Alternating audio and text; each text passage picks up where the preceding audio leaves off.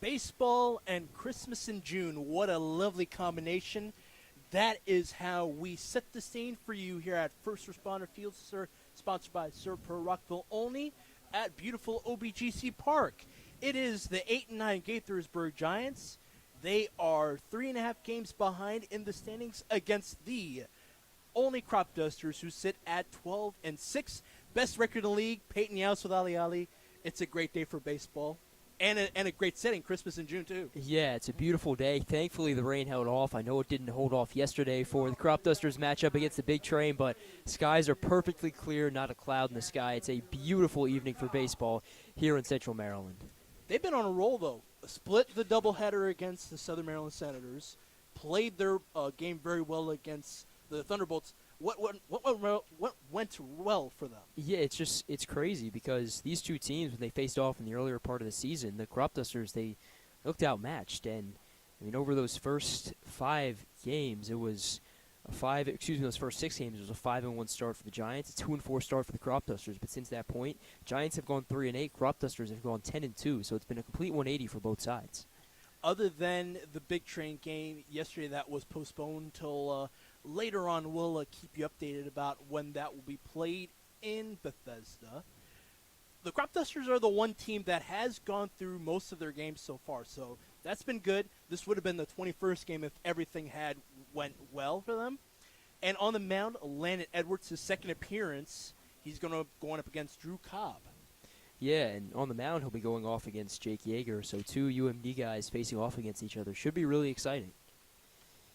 Edwards in the 13-0 win over Alexandria. The pitch coming inside on Cobb. Called strike number 1 against Cobb, who starts things off.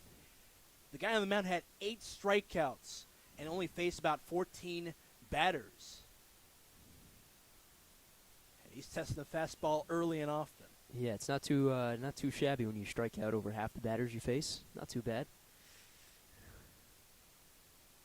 Left-hander deals the third offering. This one's breaking to the inner corner. It's a strike and a 1-2 count. Landon Springmeyer, the catcher, behind the plate. Fouled off the plate this time. 4th offering. And a 1-2 count on the 5th one coming up here. Quick look up at the Giants here. They've lost the last 3 games. All about 1 run was the difference in those 3.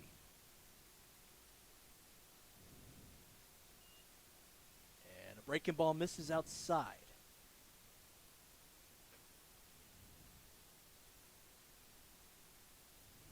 Top 3 in this order for the Giants is usually in the middle portion of it. This one just inside once more and behind the throwing side of Springmeyer. In a hurry, 3-2 is the count. Edwards can deal it, though. He's been working with the breaking ball early. And here's a fastball. And it is clipped foul on the first base line.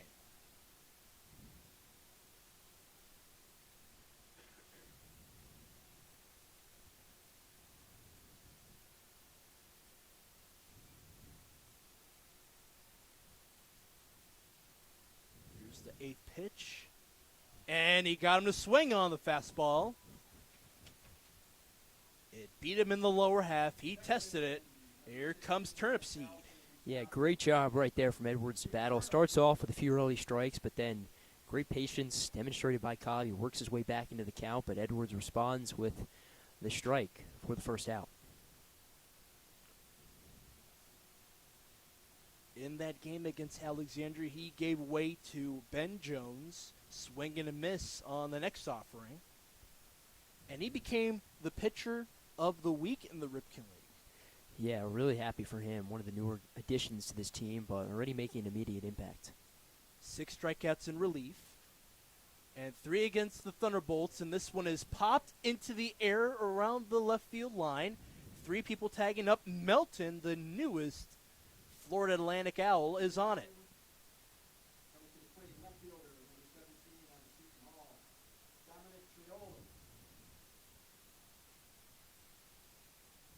Infielders for the Cropdusters, Ryan Boma, Zakai Hawkins, Patrick Gosden, and Cade Ahern. Outfielders, Melton, you saw him on that pop fly out to retire the two-man turnip seed. Cade Walter, center field, and at right field, Andrew Duncan. And a cold strike that time. Breaking ball inner half against the righty batter, lefty-righty matchup.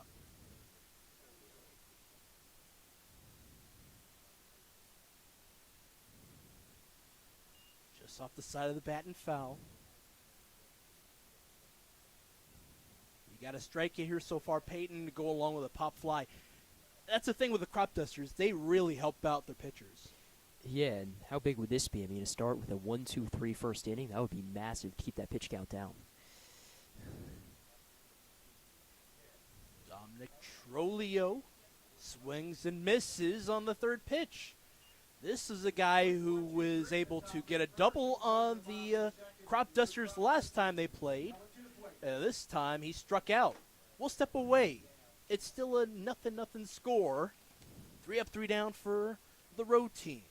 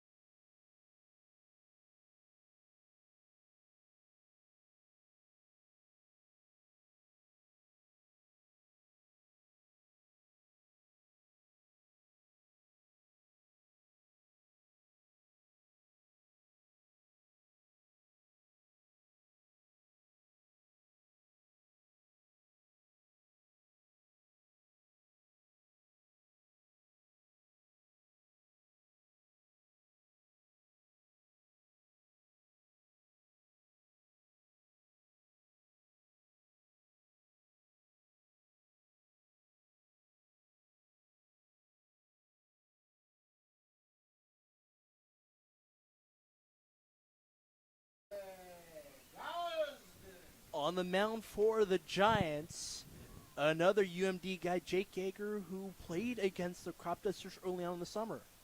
Yeah, it's always nice when you have two guys from the same school on the mound.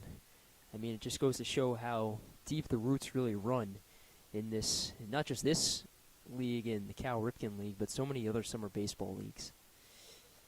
Strike one, lower half this time. Patrick Gosden was not on the team the last time Yeager played against the Cropdusters in an effort where he gave up 3 earned runs, dealt 6 strikeouts in that second affair in the summer. The appeal to first, it's a 1-1 count. First base umpire Dan Wetzel made the call. Dave Miller, the home plate umpire, looked his way. Low pitch in a 3-1, and third base umpire today, Greg Kiswin.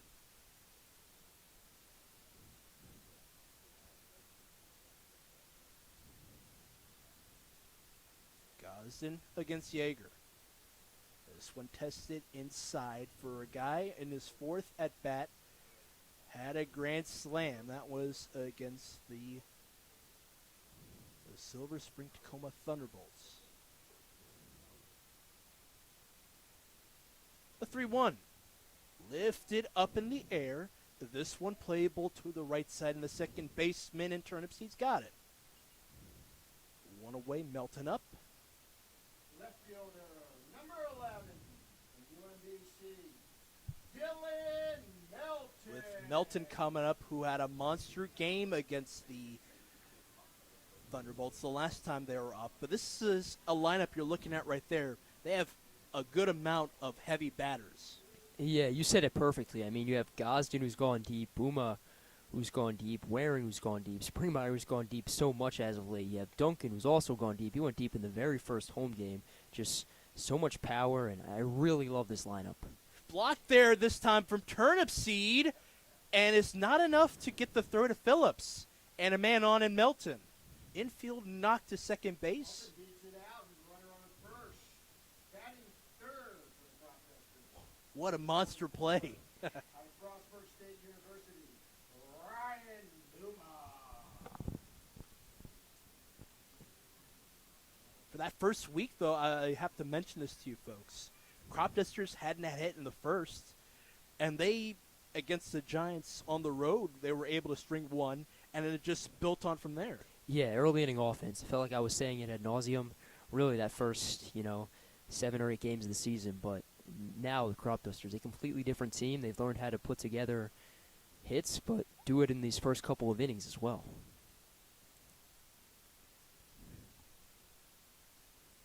Ryan Boma looked at a curveball early. This one breaks through to the lower corner. 0-2 the count. One on for the Cropdusters. An infield knock to second base. Turnip Seed with a great block in the outfield grass. Wasn't able to shuffle it on through to Phillips that time. Curveball misses that time for Yeager. Righty-righty matchup. Third batter up.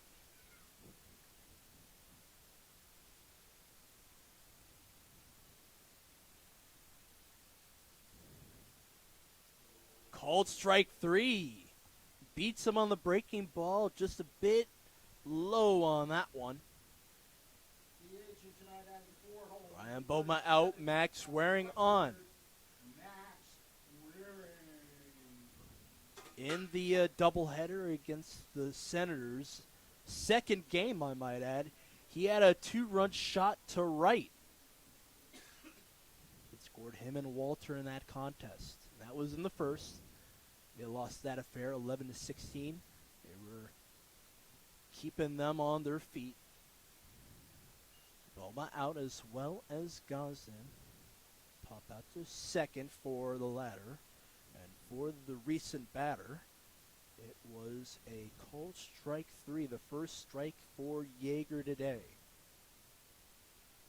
He dealt sick the last time he played against the Cropdusters here. He deals a strike through a Waring inner corner.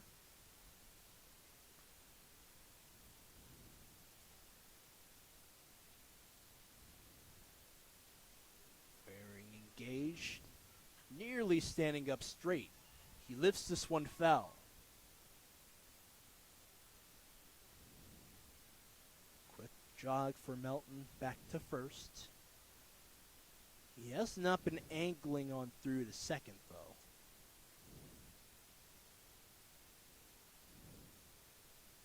Only one closest to the infield grass is the first baseman, Phillips, who's looking the way at Melton. The deal from Yeager, swing and a miss outside. Stranding Melton. Cropdusters have the first hit of the day, but it's a beautiful day nonetheless. Cropdusters and the Giants scoreless.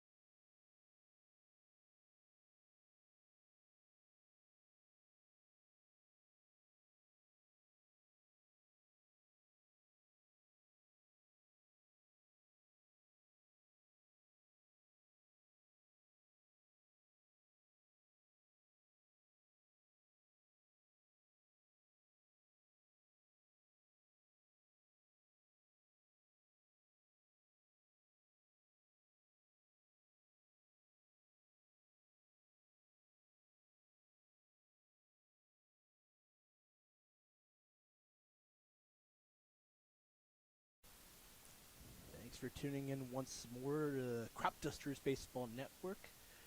Landon Edwards struck out two, both of them swinging. And to match that, Yeager struck out two as well, one looking and the other one swinging. And Edwards starts things off with a called strike to Phillips, the 4 guy in this spot.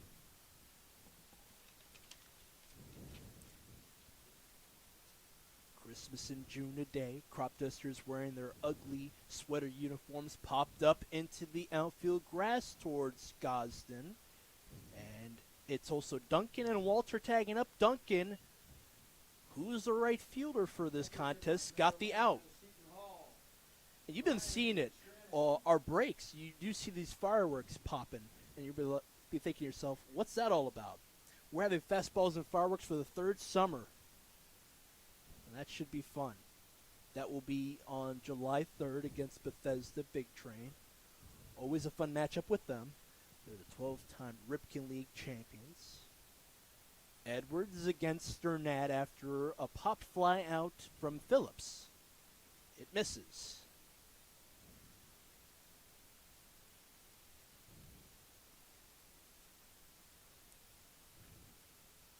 Lifted this time back to the mound. Edwards, nobody's got it.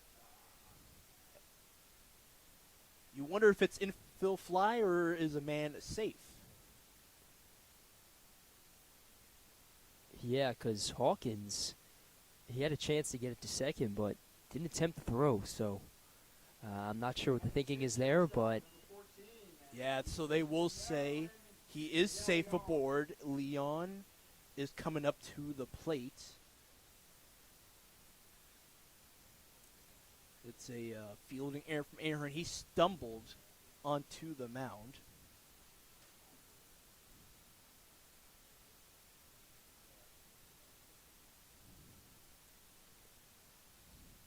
Designated runner for the day, Eli Livingston from Cockeysville, Maryland, for Sternad.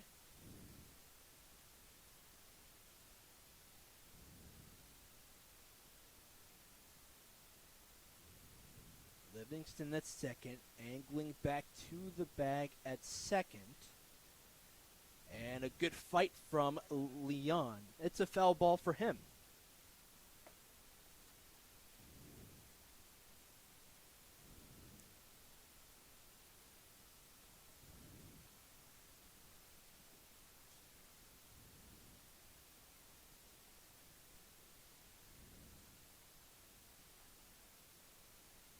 And into the backstop netting that time. Leon, with 1 out so far, giving some work for Edwards.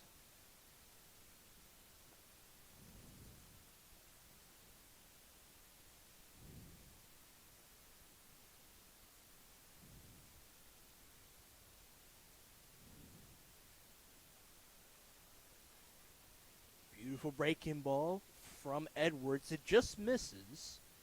It's a 1-2 count.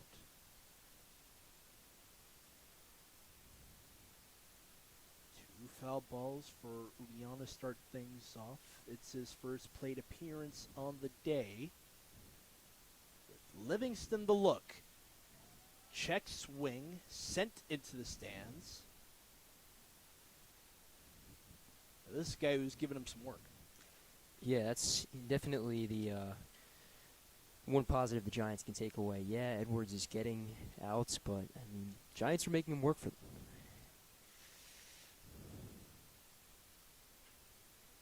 Back this time to the pitcher Edwards. The throw is in time. With a man still at second and Livingston. Here comes Siegel. 2 outs now, right fielder, number 25 out of NJIT. Then it's Siegel. It just took a hop away from the infield dirt. Did not move too far away from the grass towards the mound, and it was a charge from Edwards that made the play, and he made it work. To Siegel now, lefty-lefty matchup. Top of the second, 2 outs and a man aboard. Sternad popped it onto the mound. The 4 people for the Cropdusters giving chase to that. Ahern, Hawkins, Gosden, and as well as the pitcher Edwards. Well, it was Ahern who Said, hey, I was going to get it. Took a knee and basically fell a little bit, did not make the play. So man is aboard at second. Livingston, the designated runner for Sternad, is going to head back after a ball assessed that time for Siegel. Just one of those tough situations to be in, right? Because you're not thinking about that elevation changing. You're so focused on the ball, then all of a sudden the mound creeps up on you. All of a sudden you're just like, where am I? And fortunately for Ahern, he falls down. There's a nice breaking ball that time for Edwards. Let's get back into the count as he looks the way of the base runner in Livingston. It's a 2-1 count. A pop fly to the right field side to retire Phillips, and a 1-3 ground out for Leon. And Siegel has an even count. Swing and a miss that time. Fastball angling towards the outer corner. It was going low in the zone. With a man on 2 balls to 2 strikes. This one a bit close to the shoulders of the batter Siegel, and a full count.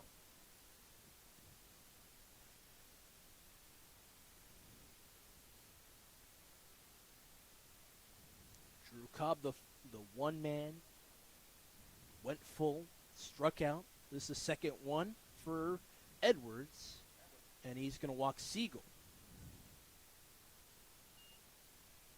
Third baseman, number 24, out of High Point, Marcus Martin.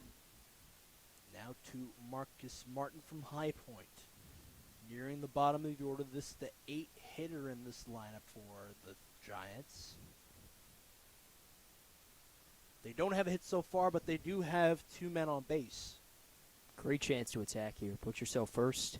Put yourself, on the board first on the road. Great chance. Draw first blood. Pitch up high that time against Martin. Powell, the 9-man waiting patiently. Livingston at second. Designated runner today for the Giants. He angles away from Hawkins as he waits the offering. That beats him in our corner. Marcus Martin steps away from the plate. He's got a 1-1 count.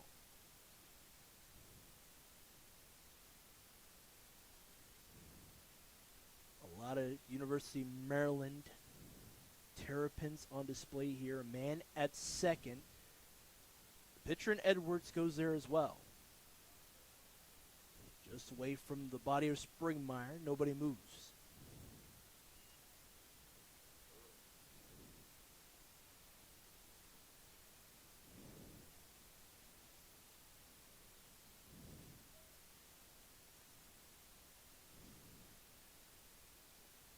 Marcus Martin.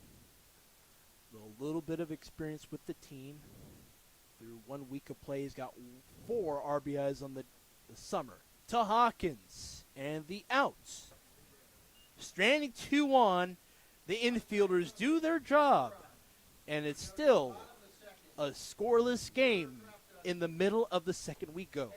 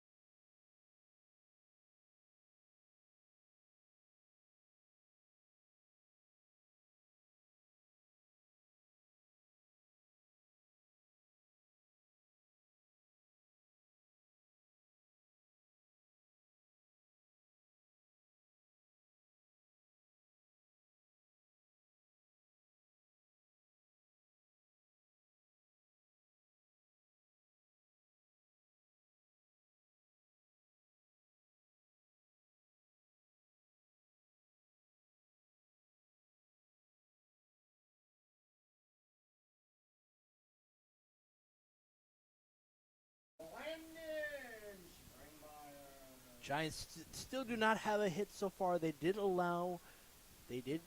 get a walk as well as a man aboard with a fielding error from the first baseman Ahern.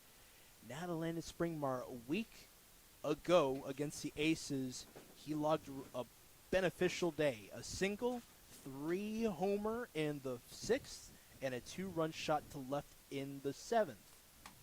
And got snubbed with the hitter of the week accolade. Yeah, it hurts. Anytime you hit 4 home runs in a 3-game stretch, I figured you're a shoe-in for player of the week on the hitting side, but unfortunately it doesn't go Springmeier's way. I think I might take that with a bit of motivation, maybe. Yeah, and he swings and misses on the first offering.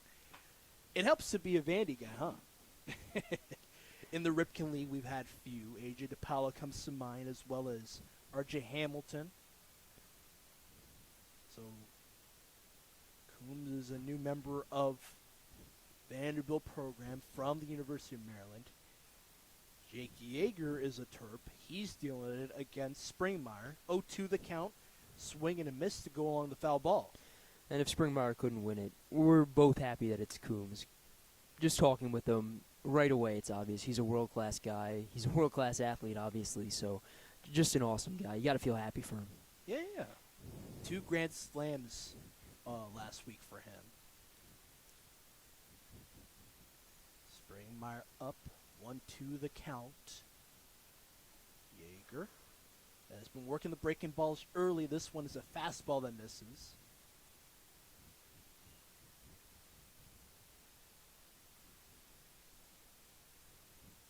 In the middle of this order for the Cropdusters, Duncan, who had the first home run of the summer for the Cropdusters, 16th overall for the team overall.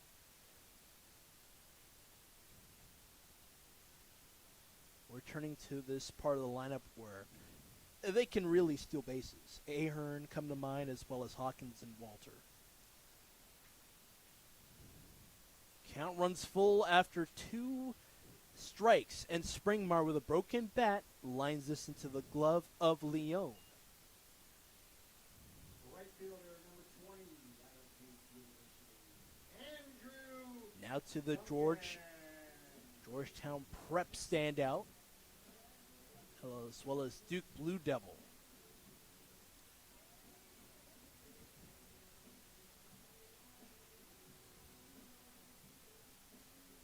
One away so far. Springmeier with a line drive into the glove of the shortstop Leone. And he hooks it foul immediately on Yeager. That was kind of close to leader. Watch the moneymaker. Held my breath there for a second.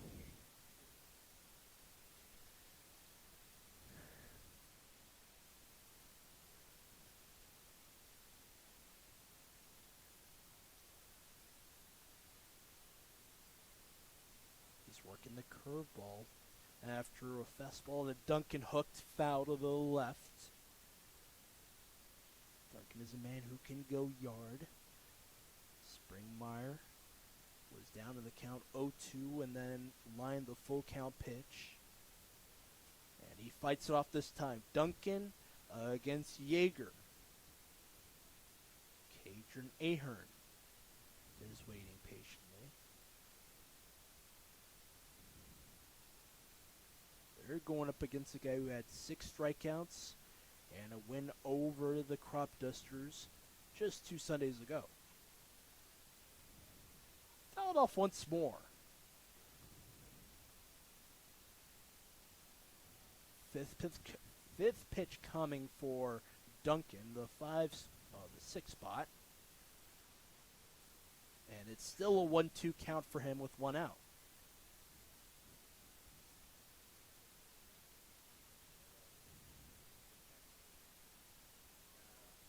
Here's the 1-2. Up in the air this time to left field, a line drive. Duncan's got the second hit of the day. It's a knock for him and Ahern up.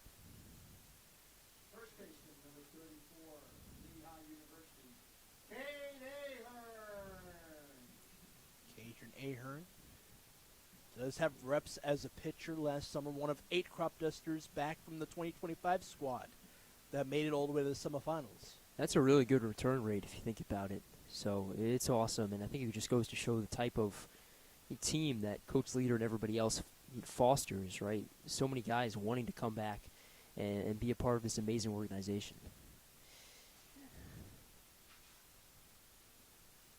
First baseman coming up now with a man at first and Duncan. A single to the left side of line drive. Breaking ball misses inside right near the knees of the Lehigh Mountain Hawk.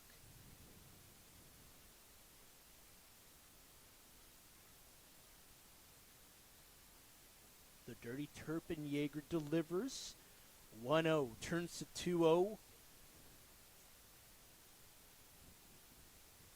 Curveball missing that time. Right-hander versus the lefty batter. And here he is from the shoulders and through. A little bit higher this time, right near the thighs and inside.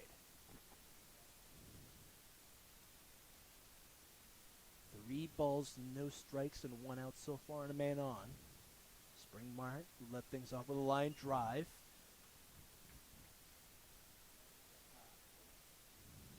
And it's a 4-pitch walk for Ahern. He patiently gives it to Cooper, son of A.J. Rosenthal. Shout out to the Rosenthals.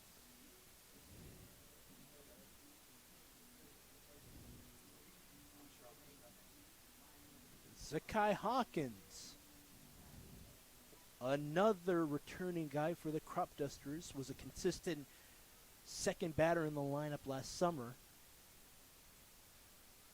And a recent commit to the University of New Mexico. Looks it through.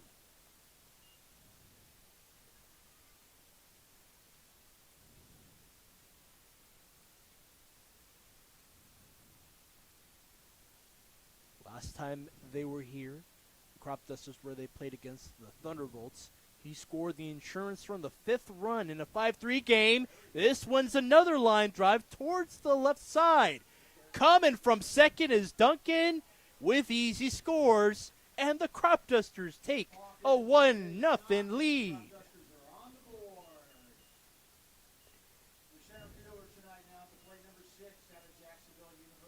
What great base running, and it helps out the Cropdusters. And it shows just how deep this Cropdusters team is, right? When you can have the bottom half of your order, you have the 6-hitter in Duncan, the 7-hitter in Ahern, and the 8-hitter in Hawkins, all reach base, and then Hawkins drive Duncan home. I mean, such a luxury to have such a deep batting order. And a guy who does round things out, Cade Walter, had a grand slam early on in the summer, and he doesn't offer at it. An RBI and a knock.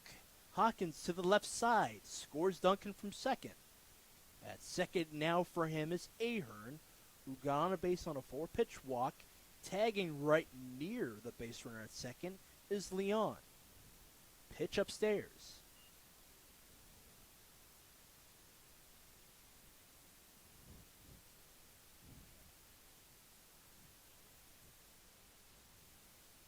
No offers from Ahern.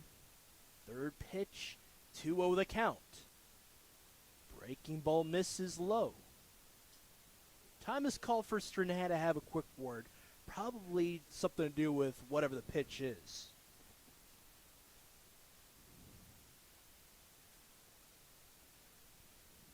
Great crowd on hand. Beautiful OBGC Park, and even beautiful day 2. Not a cloud in the sky in the higher 80s.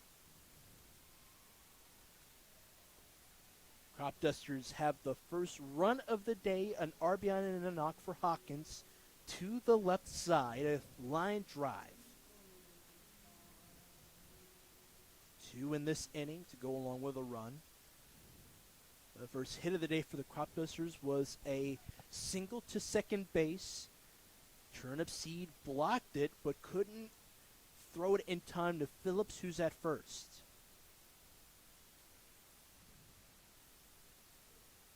Outer half and a strike. Walter with a 3-1 count.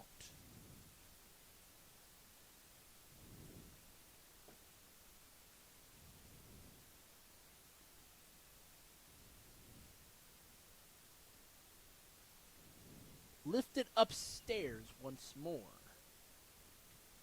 3-2 the count. The 9th spot, if he can get on base, will turn it all the way back to Gosden, the one man who popped out in the first. This is the bottom of the second inning. Cropdusters have 2 men on base, lifting foul this time to the opposite side. Walter, in a battle, still has a 3-2 count.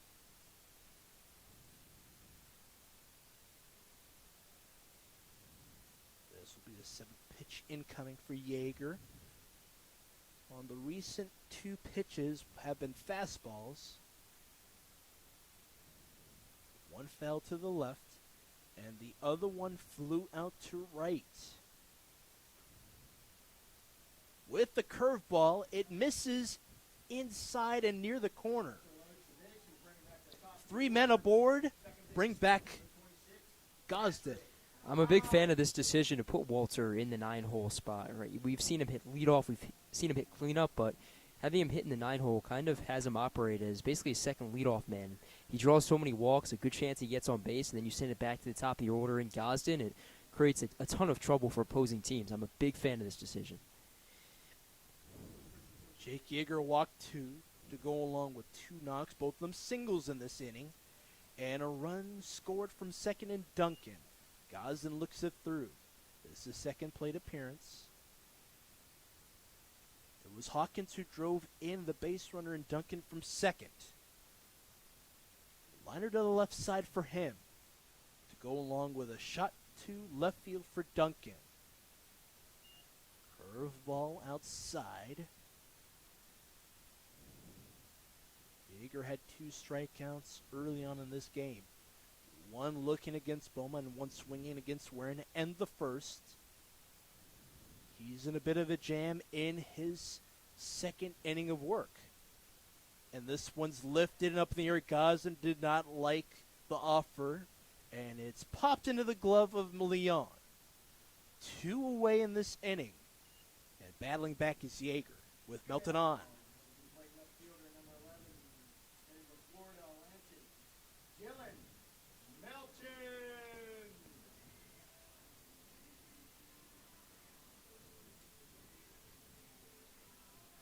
Former Golden Retriever, UMBC guy. Dylan Melton had the first knock of the day. It was Turnipseed who looked it through but was not able to make the throw to first. Check swing. He went around it. Called strike 1 at the plate.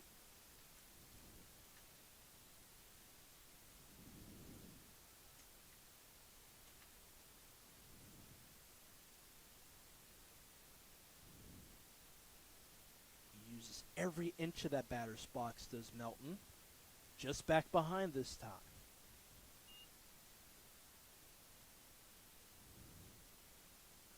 For that first week of the summer, he's been a consistent 2 spot. Missed some time, showing off what he can to different schools. He's been back the last few days. And he's going to go after it. And he misses it. Low pitch that time. 3 base runners left on for the Cropdusters, but they had their bit of damage early with a knock and an RBI for Hawkins to score Duncan.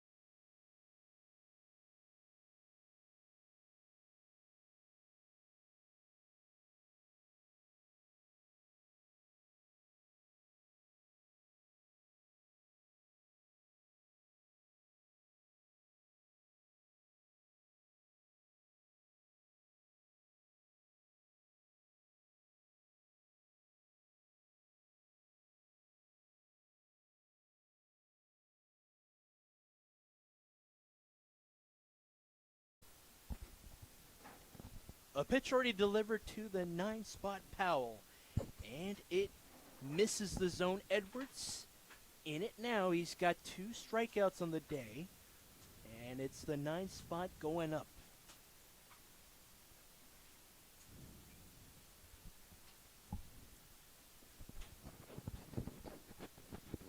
1-1 is the count.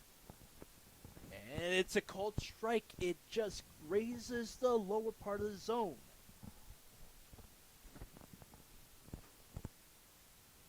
What's very helpful for Edwards, he hasn't allowed a hit, but allowed a walk, though. And a swing and a miss. Just one a foul tip.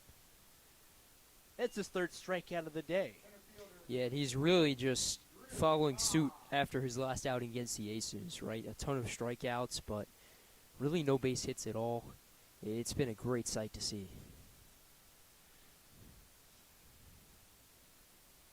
Top of the order once more for Drew Cobb. And it grazes his torso, and he's aboard. 3 base runners on for the Giants. 2 in the previous inning that were stranded. It was a fielding error that had a man at second and a walk at first for Siegel. And now Drew Cobb's aboard for the first time today. It's a hit by pitch for him. Turnip Seed is back up.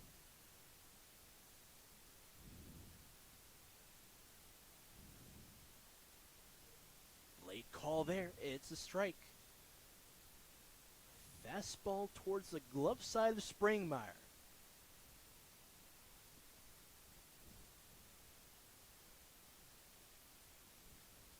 One of 3 catchers for the Cropdusters, Jimmy Bell, as well as a strike there for Turnip Seed. It's an 0-2 count. The third one is Owen McNeil from Central Alabama.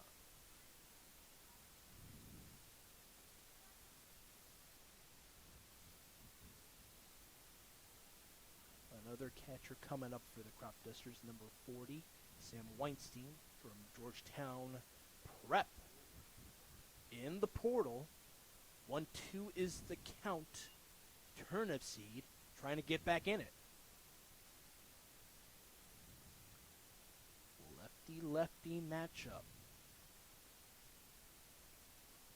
The second batter in the order in the 3rd.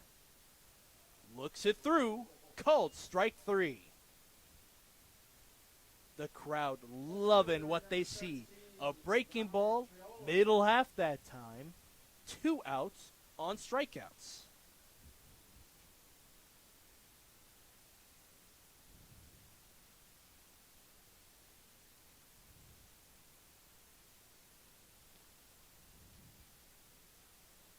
Now to Dominic Trolio.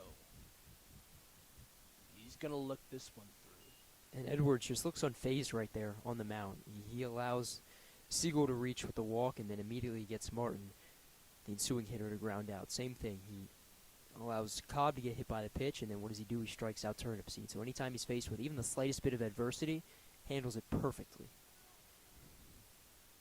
This one fought off and towards the left field or right field line, that is. Duncan as well as Ahern giving chase. It will drop foul. It's a 1-1 count for the 3-spot Trolio. He's got some great hits against the Cropdusters early on in the summer. He had an RBI double in one of the games they had to make up a couple of Sundays ago. Off the plate and to the left side, it's foul.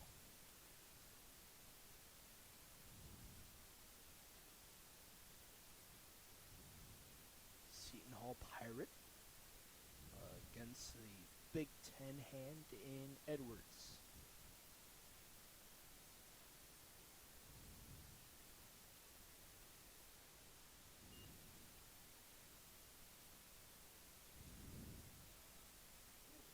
And just behind the backstop, Springmeyer stood up for it, and a man is safe at second.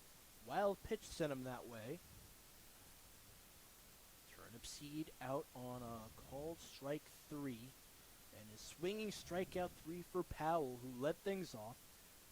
That constitutes 2 outs for the road team Giants. And a 2-2 count at the plate. We'll have to redo it. It's fought off to the right.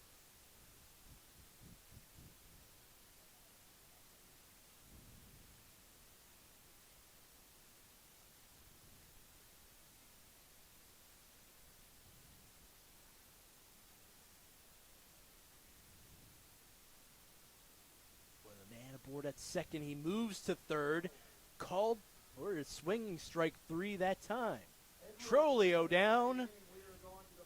Testing third was Cobb. He's stranded aboard. And the Cropdusters still up by 1.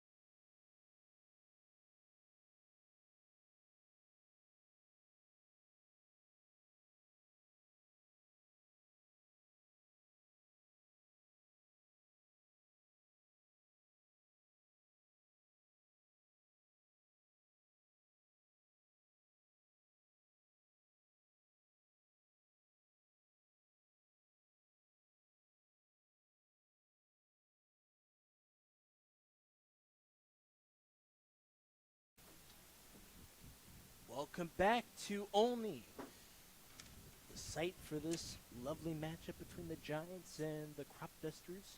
First Responder Field, sponsored by Surfer Rockville Olney. Ryan Boma up. Jack Yeager's still on the mound for the Giants.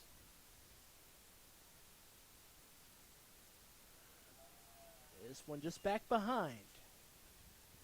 First offering, foul ball. Ryan Boma, the Olney native.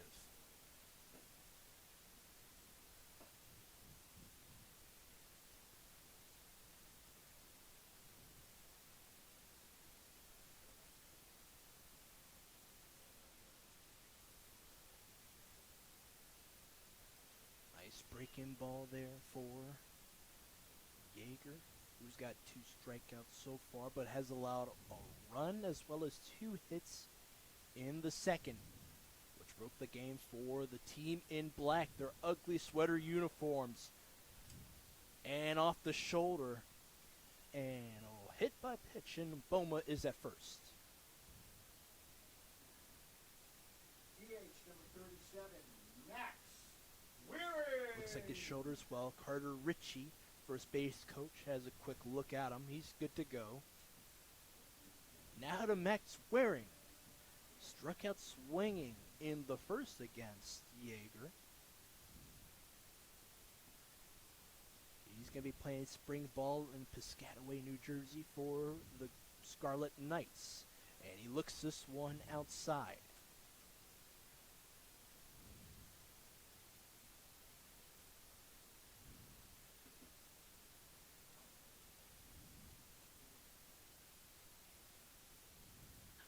Couple of hops, and Waring is going to lift this one to Leone and to the right side. One away, Springmeyer, just like Waring, who tested a couple of offers early from the hand of Yeager's back up.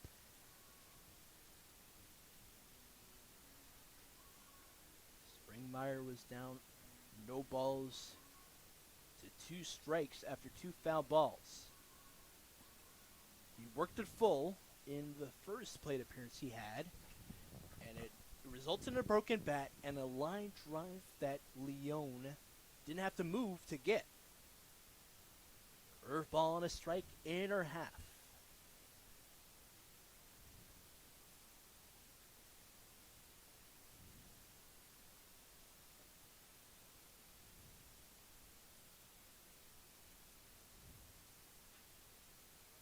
Lifted this time towards right center field. It's deep and playable for Siegel. 2 away, and still at first. Boma with a hit by pitch. He was aboard to lead things off. And a great chance right here for the Cropdusters. Kind of get some 2-out offense going. You have Duncan, his last time up to bat, single. Ahern walked his last time. Hawkins had the RBI single. Walter followed it up with a walk, so a great chance. You're getting into the bottom half of your order, which sounds crazy, but this is a group who's had a ton of success tonight.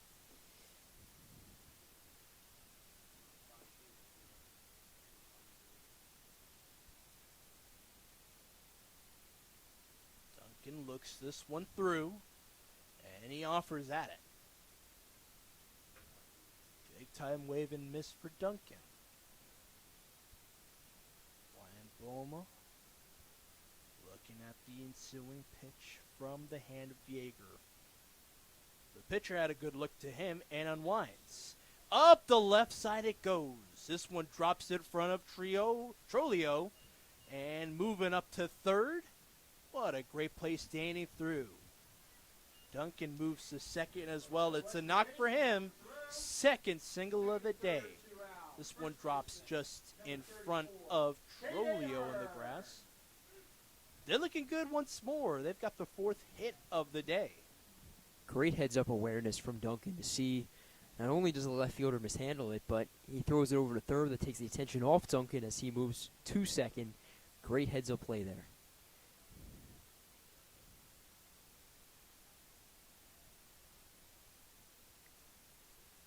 So with 2 men on, 2 out, Cajun Ahern will look this one through.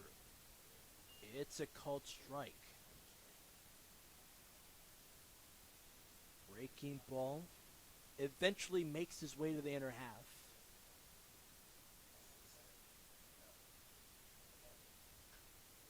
And this one opposite way. It's Aiden Phillips back to the pitcher in Yeager. It looks like he is safe. Great job for him. It's an infield knock and scoring 2. Boma from third as well as Duncan from second.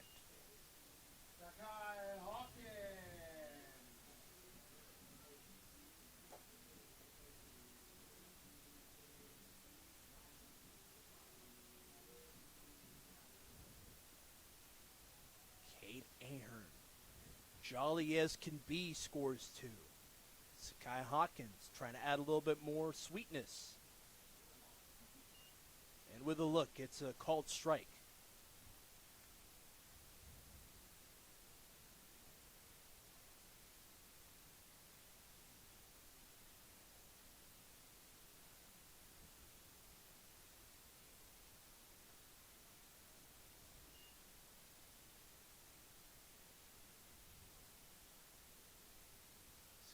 Hawkins drove in 1 in the second. And it was Duncan from second base. He's got an even count at the plate. Ahern not really moving a second. Breaking ball misses.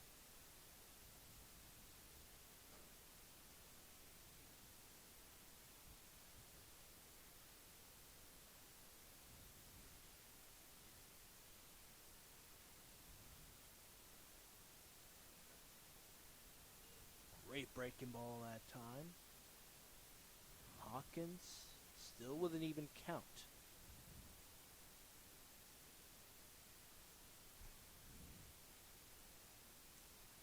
2 balls, 2 strikes. The look to Ahern.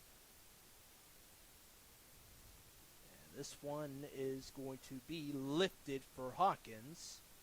And it's to first. Phillips has got it. Cropdusters Ahern brings two more across the plate. 3-0 is your score. Cropdusters against the Giants.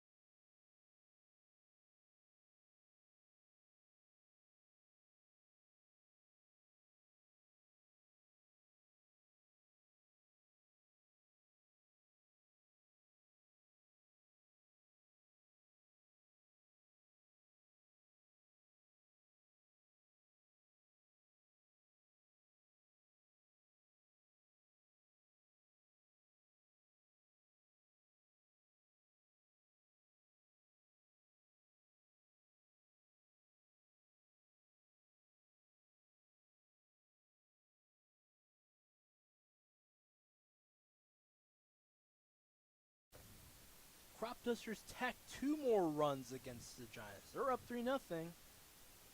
We go to the top of the inning. This is the fourth inning in this contest. Phillips, who got the foul out against the late batter in Hawkins, looks one through against Edwards.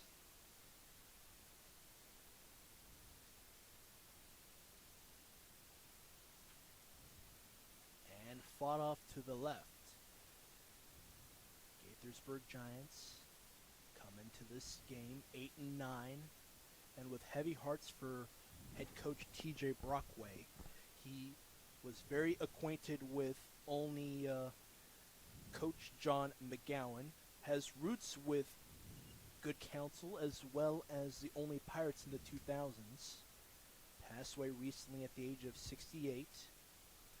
And we talked to Brockway earlier. The way he says his best advice was, you want to attack things differently and try to attack things with a positive feeling. Phillips out on a flyout. Brockway also has experience coaching up here at OBGC Park from about 2009 up until 2017 out of high school. Yeah, you mentioned the roots. We did earlier about the players and how they kind of run deep in the Ripken League, but it's also nice to see a transition kind of flow over into the coaching side as well. Brockway down in Gaithersburg has roots all the way back here in Olney. Aiden Phillips out.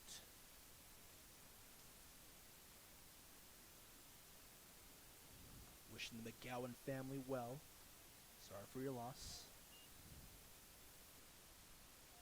Cold strike two is the count at the plate for Sternad, who got on a base after what looked to be an out. Could have been an infield fly, but they called it a fielding error on Ahern. Another foul ball for him, and it's still an 0-2 count.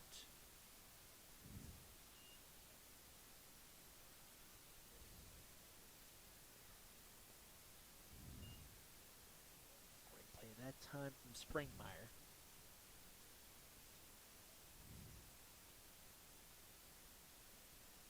Sternad after the out on Phillips. A fly out to left for Phillips. Lifted up in the air this time. Three players giving chase.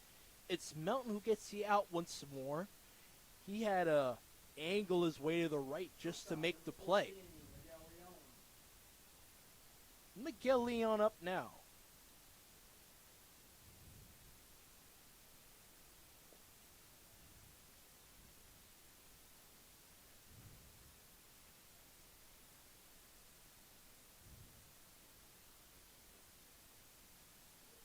Not a great look that time for Leon. He looks it downstairs and low. Second plate appearance for him. The infielder looks this one just a bit outside.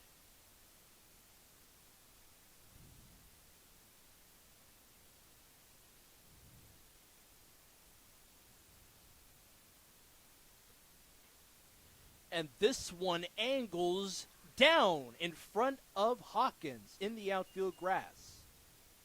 Nice floater that time, a 2-out single. Leon on, and it will spring up Siegel.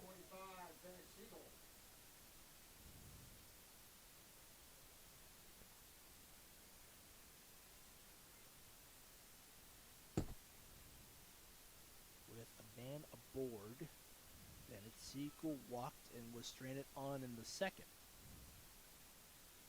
Edwards with a look to first, and now heaves. A fastball upstairs.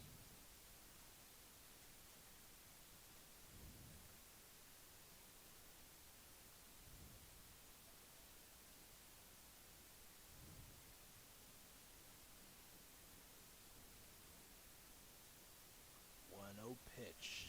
Low this time and outside.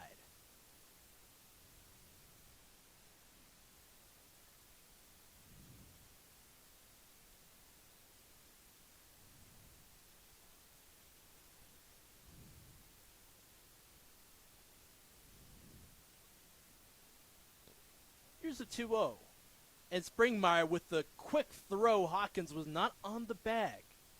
The throw was in time, but Hawkins was not on it. 3 balls, no strike is the count at the plate.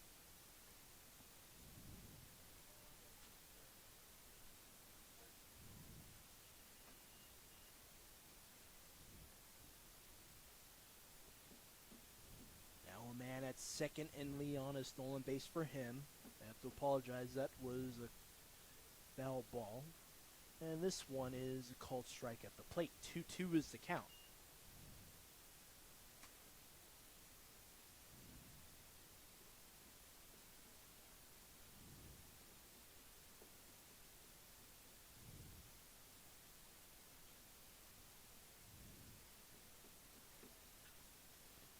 To Ahern, and he's going to run over to first.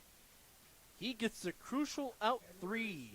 Leon with that floater to single. He's the only one on base. 3-0 Cropdusters.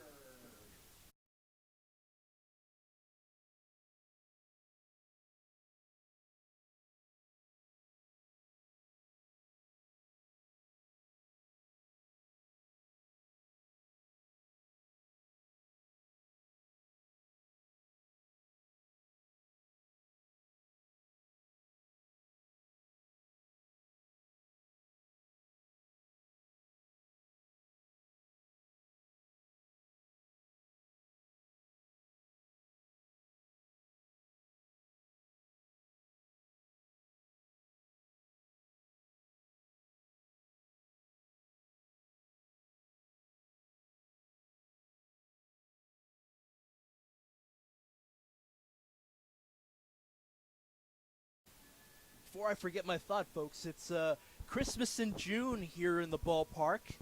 The Cropdusters are wearing ugly sweater uniforms. Let's take a look at Brad Scott and see what he has to say about it.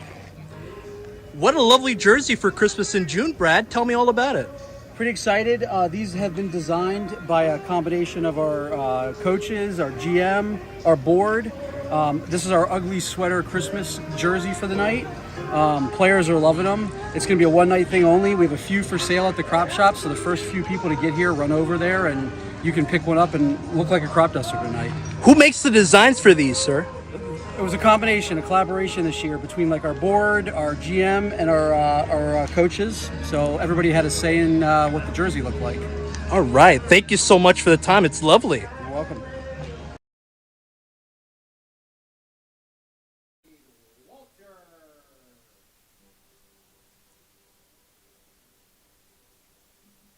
a great remark from Brad Scott, president of the team as well as the athletic director for OBGC. It's just fun just being around the team when you've got that much commitment from all aspects of this organization.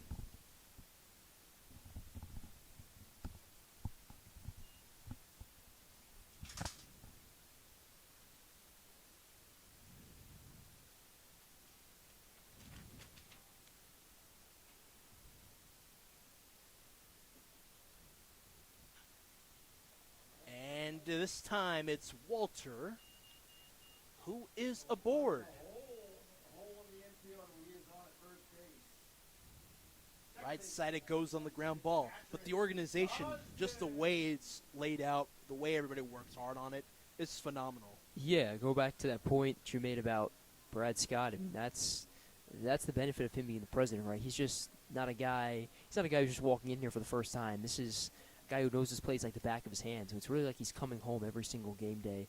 It's awesome. It makes for such an awesome environment. There you go. And it's the first hit of the day for Walter. Ground ball, and he's testing the bag at second, and he's safely through. Walter with a stolen base, please, in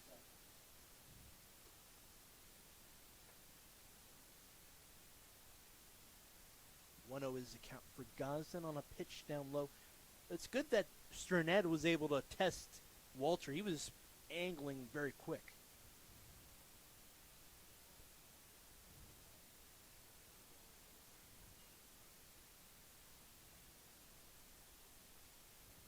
One ball, no strikes. To Gosden. Low this time. Fastball misses.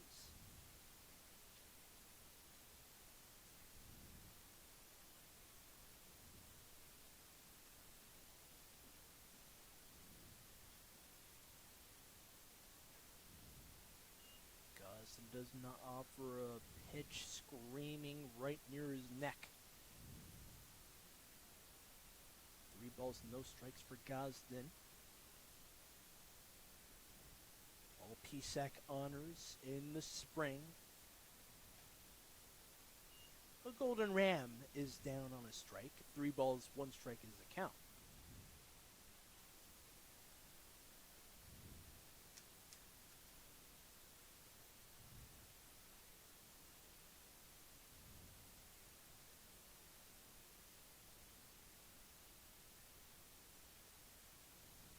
Pitch walk for Gosden. He is aboard for the first time today. Left fielder, number 11, on his way to Fort Atlantis, Dylan Melton.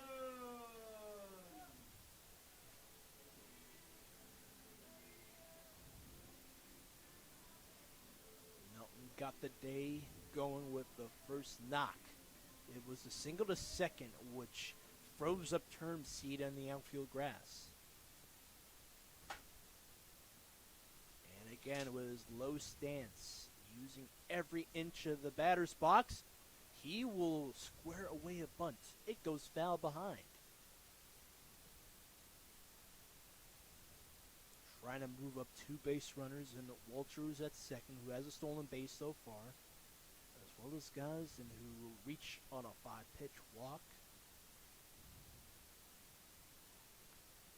But the question is he going to go for it one more time? Engaged, ready to swing, and he will offer this one. It will roll foul. Just near the third base line. It did not bend over to the right. It stayed left.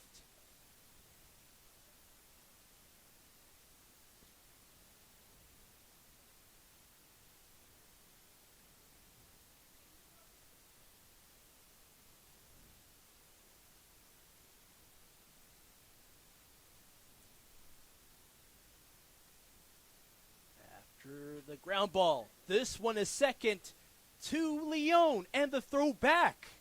Not in time to get the out on Melton. Gosden is out. At third is Walter. And a man aboard for Melton. 24, Ryan Boomer. Turnipseed to Leone for out number 1. They could not throw it on back in time to first, where Phillips was angling on the bag. Melton beat the throw by about 2 steps. Fielder's choice out to retire Gosden, who is angling to second. And Melton slides through for a stolen base. And this is an exciting time for the Cropdusters because they have who I think are their 3 best power hitters due up. You have Booma, followed by Weering, followed by Springmeyer. You could even throw Duncan in there as well. So arguably your 4 best power hitters up to bat with 2 runners on base. A great opportunity for the Cropdusters. Did he offer at it? That's what they say. No. Miller looking to Wetzel near the second base side. So it is a 1-1 count. Started off with a strike as well as a ball outside. He angled his bat towards it, and this time he offers. 1-2 count so far for him in his 3rd plate appearance. In the 3rd, a pitch hit his shoulder. And this one is blocked that time from Turnipseed. He's not able to hang on to it. And a man is in time. He's able to score Cade Walter an infield knock. Boma threw as Phillips did not touch the bag. He stepped away from it. Max Weering. It's his first knock of the day.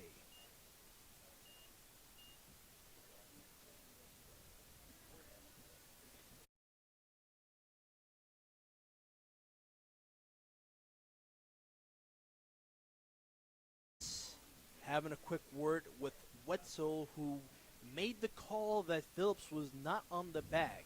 He kind of went out of it. He motioned that way. But a very respectful conversation. Brockway is a sweetheart by all the coaches. That's what they say about him. Yeah, really, really well-respected guy in this league. And just commands a ton of respect from opposing head coaches, even our very own Adam Leader, the umpires, players, even players from opposing teams. With Boma on as well as Melton, who's at 3rd. Waring sends this foul.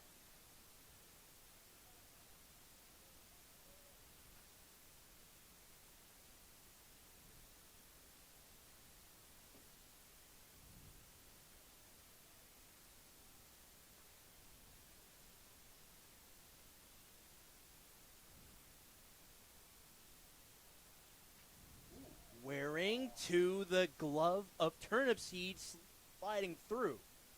And look at that. He was able to tag the bag, beating out the base runner, and Boma was angling to second. An easy double play, unexpected. He kind of put himself into that one. And the Cropdusters lead by 4-0 with another run coming through.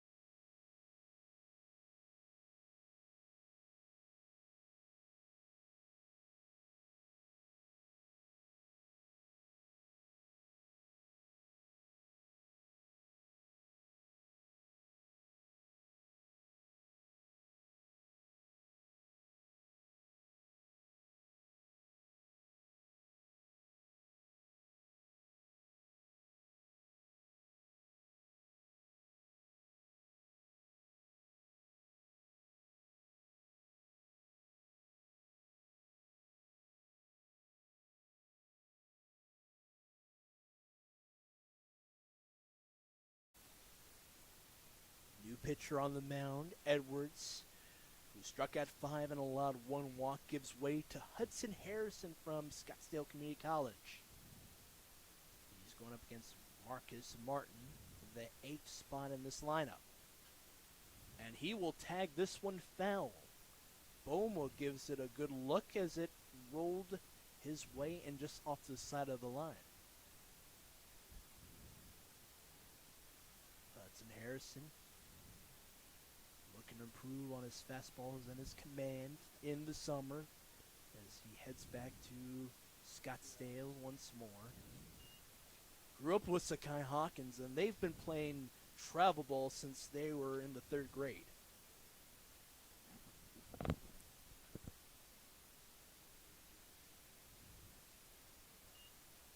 Fastball misses outside for Harrison. And all the pressure's on him, too, after you have a 5 strikeout performance from Edwards, who started things off. Yeah, some big-time shoes to fill. That's the one hard part of being a reliever, I think, is that you have to kind of follow suit after whatever happens before you, good or bad. This case, an amazing outing. Yep, to Boma in the infield grass. And it will get away from the glove of Ahern, and aboard at second, Marcus Martin. John Pessier from Arlington, Virginia, signaled him to move on over to second.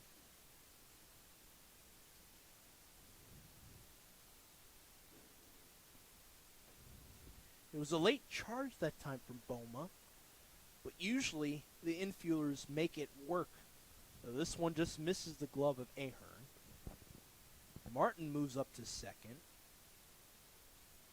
He gives his equipment off to T.J. Brockway. Austin Grass is the third base coach for the Giants. To the 9th spot, Powell with a fight. And he will step away from the box. He's got an 0-1 count.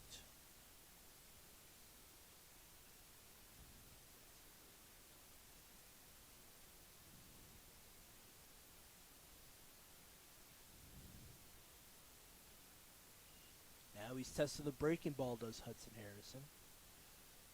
It grazes the upper portion of the zone with a man at second in Martin. Now he moves to third.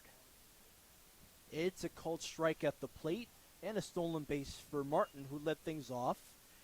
He got on the base on a throwing error from Boma. Yeah, if there's one thing about Martin, it's that he's got a ton of speed. So if you're the Giants, I don't think you could have picked a better guy to lead off this 5th inning and get on base. Swing and a miss that time. It was a 1-2 count. He bit on the 1-2 from Harrison. Nice fastball. It sneaks into the inner corner, and it brings up Cobb once more.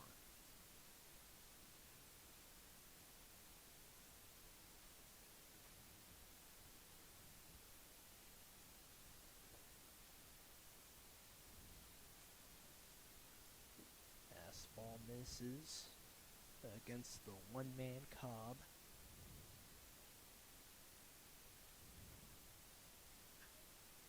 To Ahern, and he's going to wave off the pitcher in Harrison, and a man scores from third in Martin. Giants have the first run of the day. And it took an error and a stolen base for him to score from third. 2 away so far. This is the 4th batter faced for Mr. Harrison. He's going to pump this one through.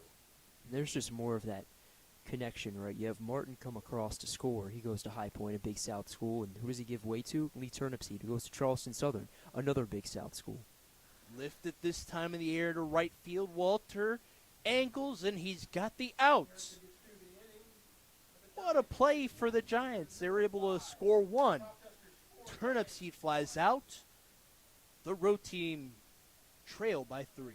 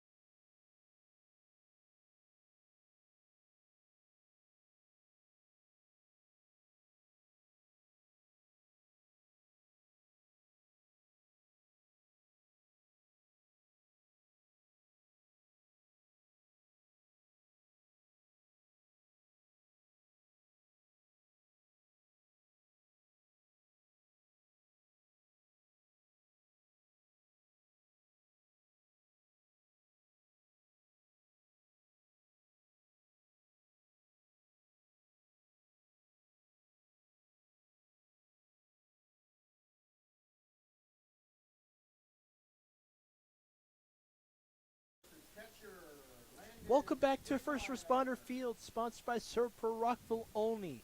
A beautiful sight. It's the Cropdusters leading it by 3. They did their damage in the last 3 innings. 3 of them were a run and 2 hits, all consecutively. And it is Springmeyer who starts things off. Third plate appearance for him with a new man on the plate, the Bobcat from Davidson in Daniel Smith, who delivers a breaking ball outside. I feel like it's only right that I correct Wildcat, you. that is. Wildcat. Exactly, as the brother of somebody whose sister attends Davidson, I feel inclined to correct you in that. But yes, nonetheless, going to his 3rd season in the red and white, so it's a chance to go up against a powerful bat in Springmeyer.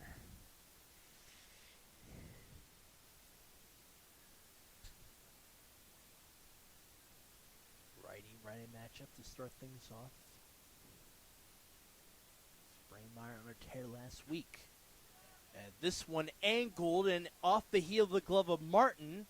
And the throw is not in time. Springmeyer aboard. Richie wants to see if he's all right. Looks like he will power on through. He's a fast one. Number 20, Andrew Duncan. Now to Andrew Duncan, who has been 2 for 2 today. Sammy Berman, designated runner today for the Cropdusters on.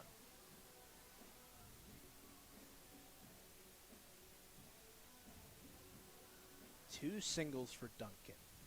Left field on a line drive, and it's a grounder to the left side in the 3rd. Scored both innings. He hooks his foul on the first offering.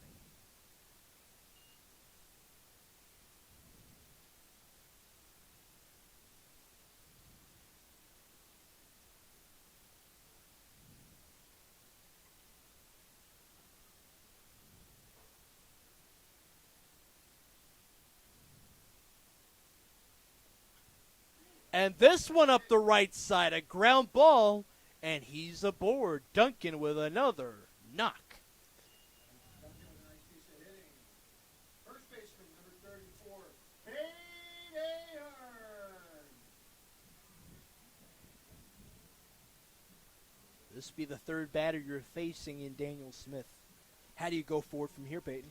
Yeah, it's not easy, but it's just about limiting the damage. You have 2 runners on, no outs. I think even if you give up 1 here, I think you got to pat yourself on the back if that's the case. Ahern scored 2 in the previous inning. It was the 3rd. It scored Boma as well as Duncan.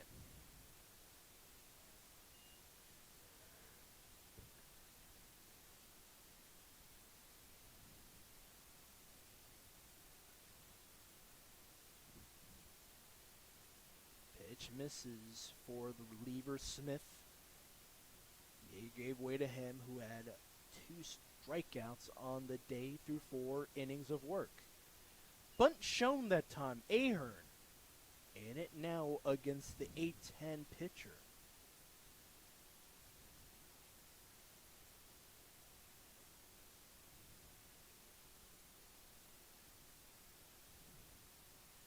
The American Conference batter with offer, not swinging away from the bunt is Ahern. It's a 2-1 count at the plate. We saw it earlier with Melton. He was looking to get on a base with a bunt, and he's going to lay it down, and it's not made.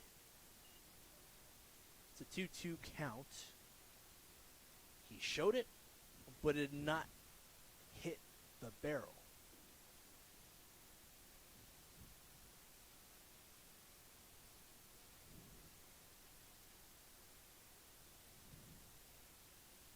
And this one is offered, and behind the grandstand it goes.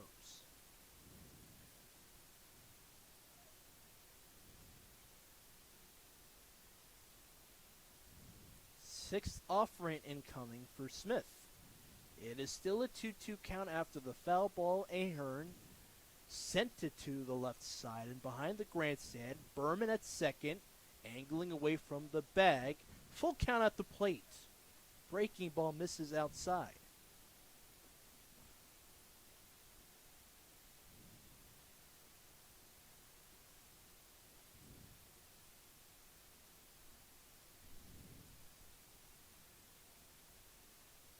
And they look the way of Berman once more.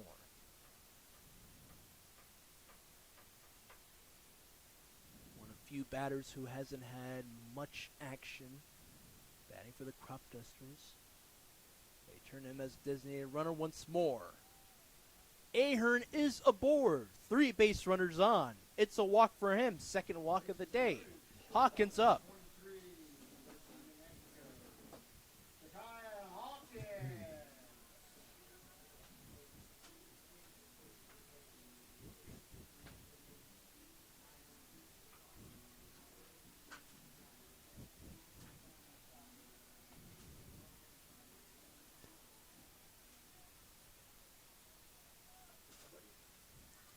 Now it's Kai Hawkins' turn.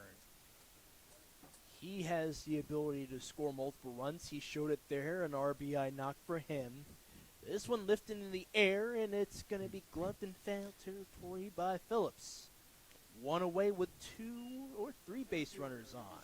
If you're the Cropdusters, you got to get at least 1 run across here. You can't have the bases loaded with no outs and not score any. The Cropdusters, I understand they have a 3-run lead, but they've left a considerable number of runners on base in those situations, so a great chance for them right here to just break this game open. Cade Walter,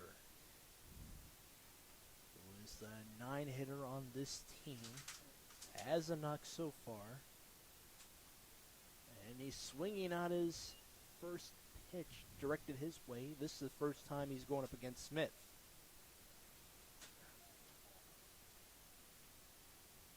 He was able to walk against the starting man, Jake Yeager. After that, a knock for him. To the right side, it went in the 4th. Pitch misses the inner half. Stayed out of it.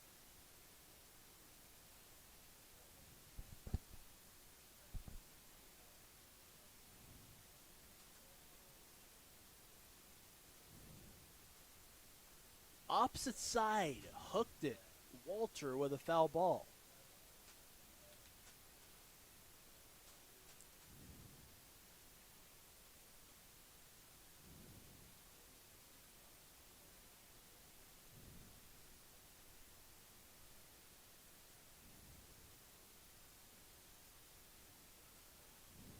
Another pitch missing. Even count, 2 balls, 2 strikes.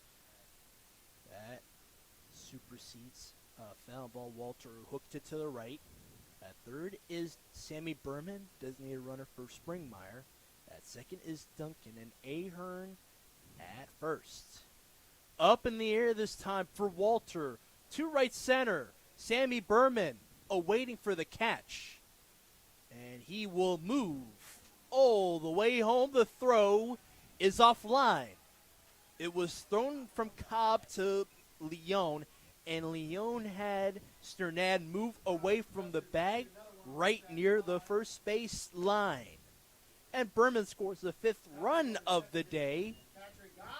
Both base runners at second and first do not move up. Back to the top of the order with Gosden in the 5th.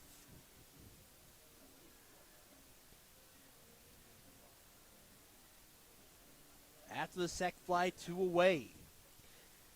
Yeah, Berman, I have to say, lucky to be safe on that. He was dancing in between third base and didn't know whether or not to go, and then took a few awkward steps back, and thankfully made it home safe, but he could have been danger right there for the Cropdusters.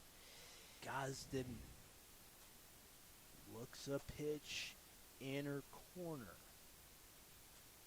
Called strike 1 at the plate for him. At second is Duncan, who angles away back and forth from the bag. Breaking ball misses that time. It's a 1-1 count.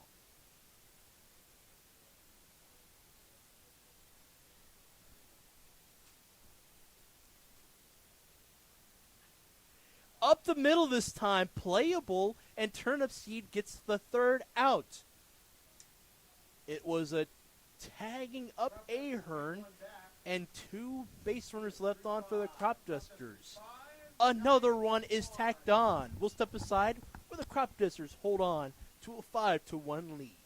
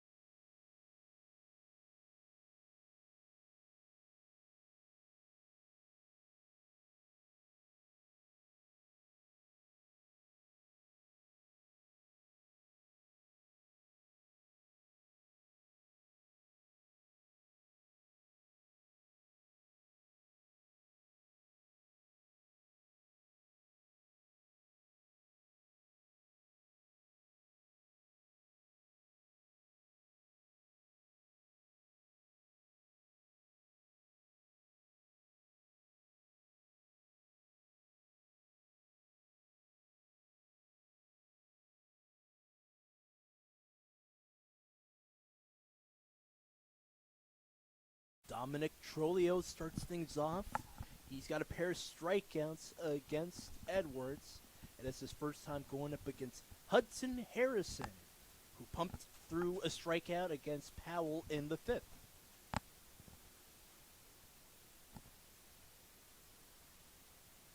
It angles through and misses. Trolio, Seton Hall University outfielder. Playing left field today for the Giants. Off the plate it goes. It's going to be fouled. So hang just a moment, Hudson Harrison. He was ready to make the charge and the out.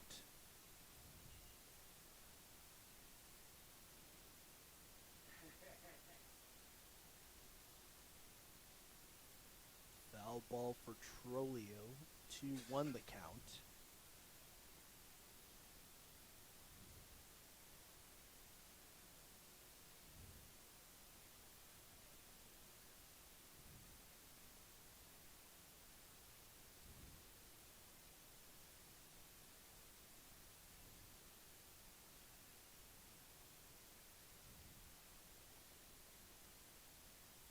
Fastball misses. It was a beauty from up here. It's a 3-1 count at the plate after the foul ball. Trolio with a hitter's count.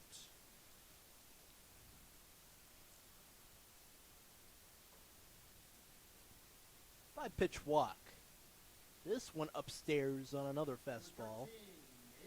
Aiden Phillips coming up now. It's the first time Trolio's been on base. Phillips looking to do the same.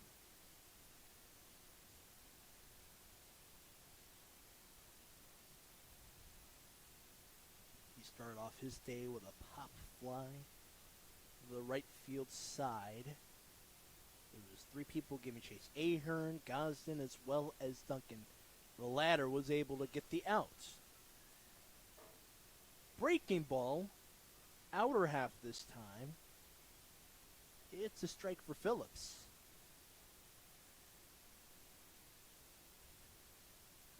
And the fastball up the right side it goes. It's the second hit of the day for the Giants.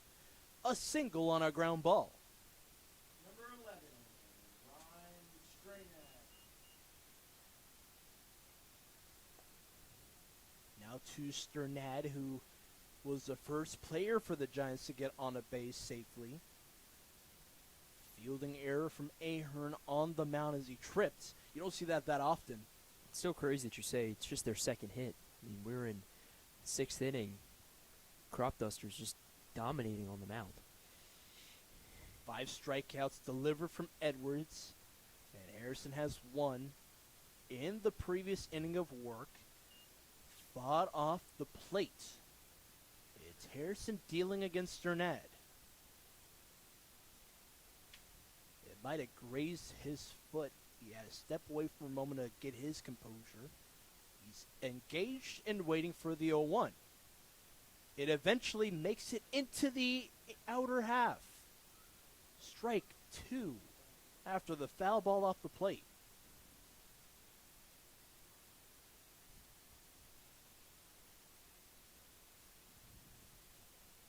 And a late swing and a miss. Sternad retired. It's the second strikeout for Harrison and the first out in this inning.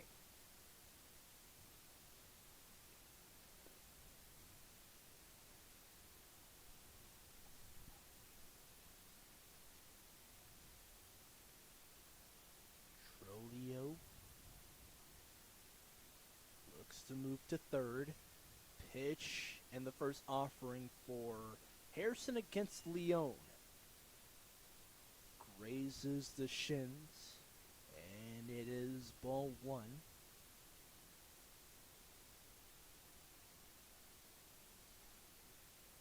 Off the side of the bat and foul.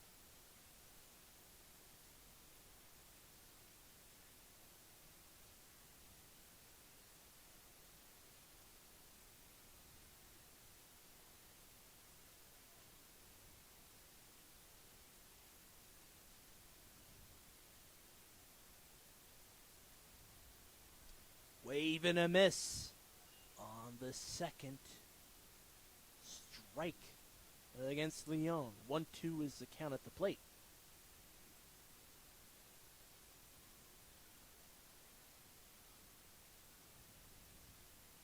Second base runner and Trolio sort of halfway between second and short.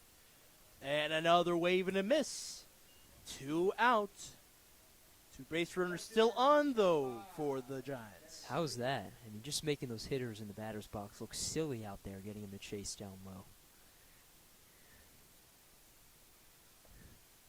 Hudson Harrison dealing. It was a breaking ball for his 3rd strikeout and 2 innings of work. Let's see how he fares against Siegel. Fastball goes downstairs.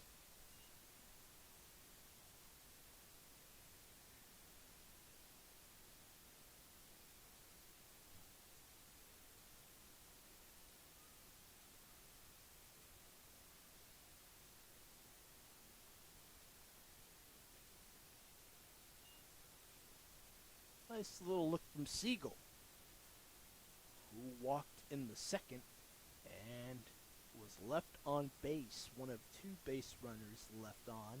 The other one was Sternad. Eli Livingston was the day-to-day runner for him. Not able to do much after that. Couple of pitches into this encounter. Siegel against Harrison. The count is 3 balls, no strikes in a hurry.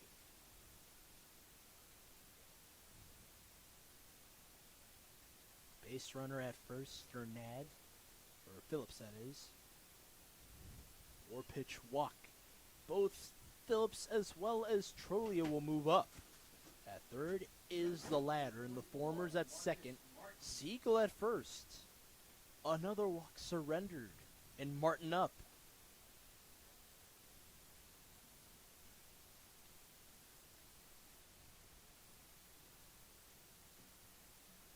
Here comes pitching coach from Glen Elk High School, A.J. Rosenthal, with a quick word. Even though the 2 walks in this inning, you gotta like what you're seeing from Harrison.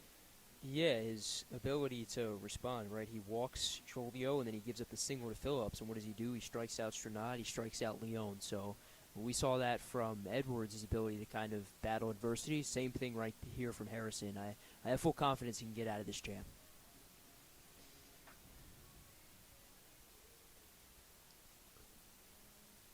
But in the mind of Marcus Martin, get into his mind for a second. What are you thinking? Are you offering at the first 2 pitches? What do you think you're going to do? No, after Siegel drew a 4-pitch walk, Harrison really struggling with his command right there. You got to at least take the first 2 pitches. For sure. Let's see how Martin does. He's working with 3 base runners on. The catch, though, 2 outs. Both of them swinging strikeouts for Sternett and Leon. Harrison can deal it. He allowed Siegel to get on with a 4-pitch walk. Here's a fastball. And it will miss the outer corner.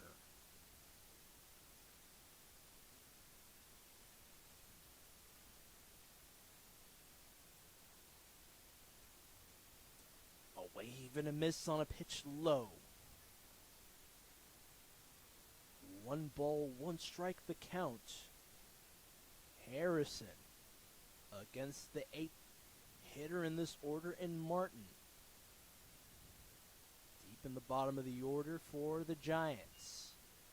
Another breaking ball missing. It's a 2-1 count.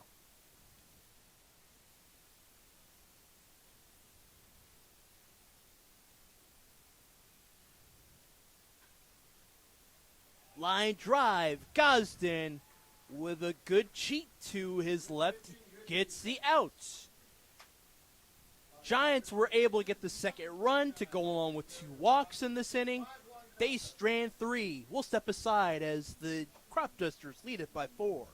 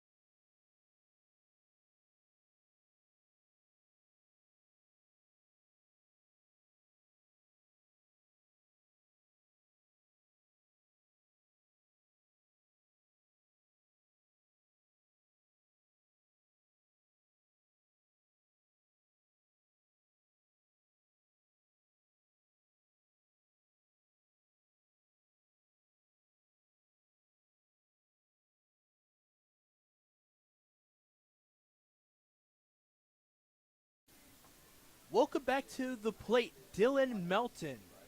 A hit to start things off for the Cropdusters. They lead it by 5-1. They lead by 4, and it's a 5-1 contest. And he gives it a good look. Yeah, if you're the Cropdusters, you want to tack on at least a few more insurance runs. We've seen in the Ripken League how these games can change in 1 to 2 innings, so definitely if you're the Cropdusters, you want to tack on at least 2 more runs, I'd say. Angling pitch for Smith. And it's Melton with an even count. Ball 1 to go with a called strike 1. Breaking ball, inner corner. And he offers at it once more. This one middle half.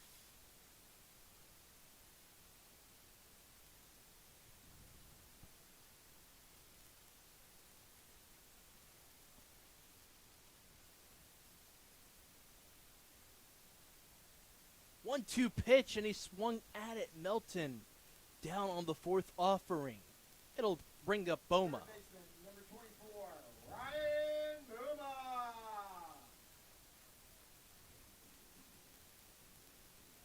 1 away so far.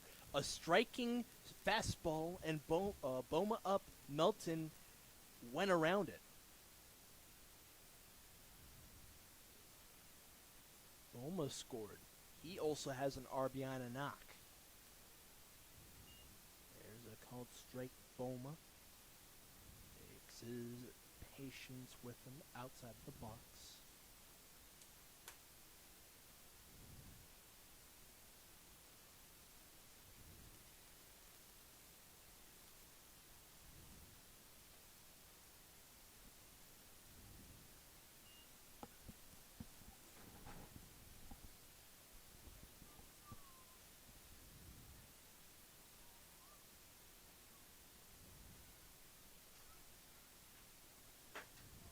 Lifted up in the air to right. And it is gloved out there. 2 away. Siegel on it. Number 37, the DH, Max Wearing. Bottom of the 6th inning with Waring on. In danger of having a 3 up, 3 down situation here. You got a strikeout on Melton to go along with that flyout you just saw there to right. Here's Waring. And he's going to look this one. That's a beautiful look. Breaking ball missing. Smith. In relief of Yeager with 2 strikeouts on the day. Smith looks to eclipse that or even try to help him out his team. 2 second and turn-up seed with the throw to Phillips. 3 up, 3 down. Cropdusters still hold on to their 4-run lead. 5-1 to score. We'll step aside from beautiful OBGC Park in Olney. Cropdusters 5.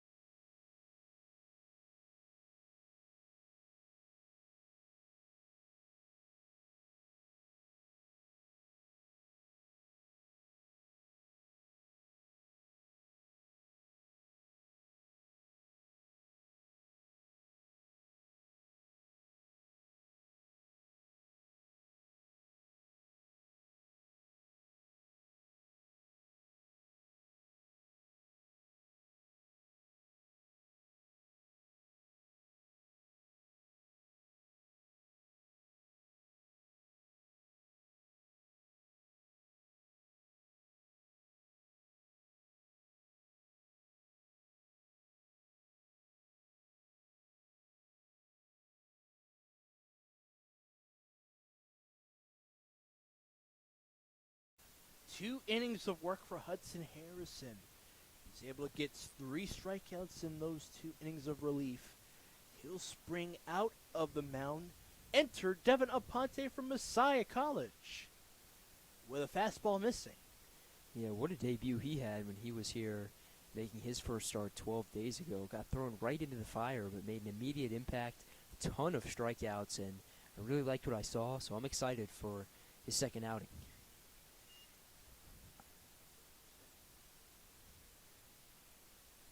pitch missing once more. A little bit higher on the fastball. Ponte against Powell. He's able to pump this one through in outer corner that time. Powell, who struck out twice, one against Edwards and the other one against Harrison. Those were in the third and in the fifth innings. Aponte misses, and it hits the back of the batter, and a man's aboard. Number 20, Drew Cobb. Second hit by pitch allowed by these three pitchers for the Cropdusters. Edwards back in the third to spring up this man who's at the plate from home to first. Stranded on in the third. Up in the air this time, backtracking over at the wall. Walters got it, and Powell does not tag up. Sketch out center field. Second baseman number 16. It takes only one pitch for a fly out to retire Cobb. Enter Turnipseed, who flew out to center field in the fifth.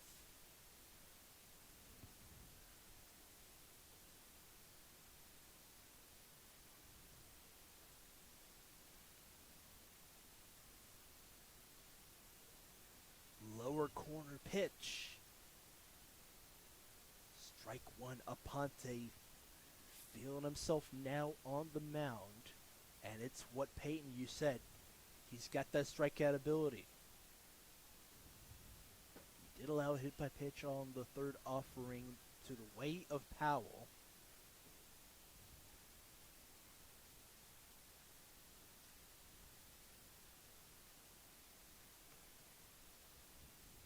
Powell is safe standing through.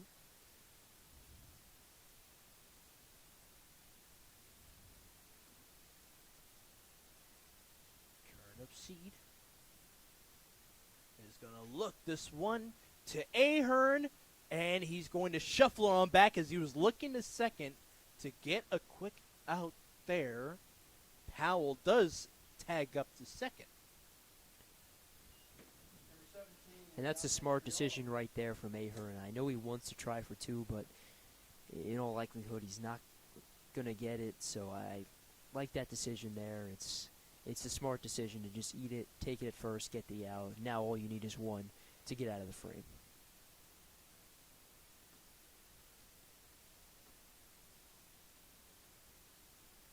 Trolio looks this one inside on him. Nice breaking ball from Aponte, just misses the zone. He looks the way of Powell, the lone base runner for the Giants in this inning. A wave and a miss up high.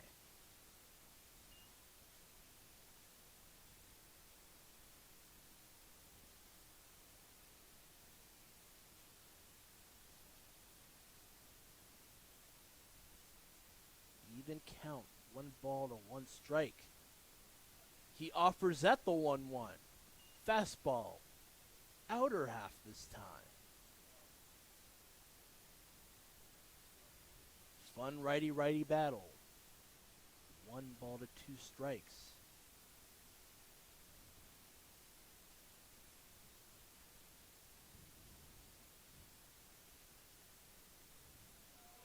Called strike 3. Aponte with a swaggered walk back to the dugout. He's got his first strikeout, and it beat Trolio middle half.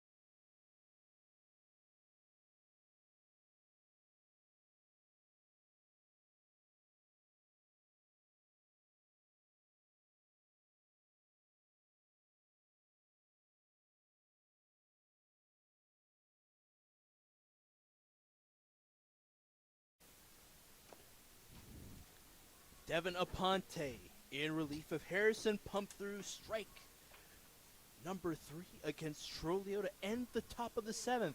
Bottom of the 7th, new pitcher on for Smith. It is Austin Price from Frederick Community College. One more time to start things off, Landon Springmeyer.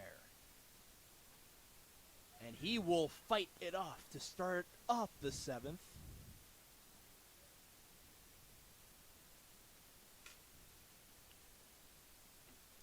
Two innings of work for Smith, only one strikeout to go along with one walk.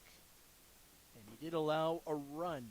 It was a sac fly that scored Sammy Berman. Another foul ball for Springmeyer. And he pumps himself up. He leads things off. Something to note, a lot of these batters do communicate often about what they see. Good look for him. Yeah, when we got to sit in on Adam Leader's impromptu team meeting 2 weeks ago, thanks to the rain delay, that was one of the big things he said, is that he's more inclined to give guys playing time simply based on whether what happens at the plate. Do they go back and do they tell the oncoming batter, what they're seeing with the pitcher, or do they kind of show bad body language and kind of slump back and sit on the dugout, keep their mouths quiet? There you go. Hit by pitch for Springmeyer. He's safe. And he's at first. Berman is going to come back to run for him around the base paths. And Berman looked good. He was able to score from third late on a sac fly. Walter dealed it all the way to Cobb, who was at center field. And it's Duncan's turn to look through a strike.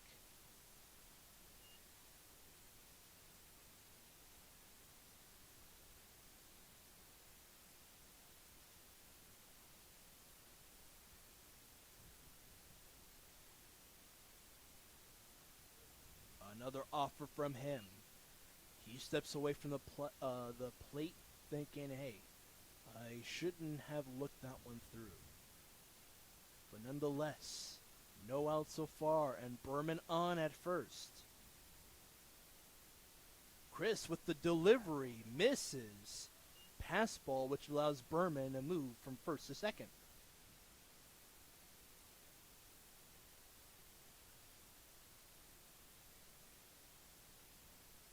Sun starting to set here at First Responder Field, sponsored by Sir Per Rockville Olney. 1-2 the count. Called strike to go to foul ball, and after that, pass ball, ball 1. Fought off the plate that time. Duncan with an early test for the reliever in Christ.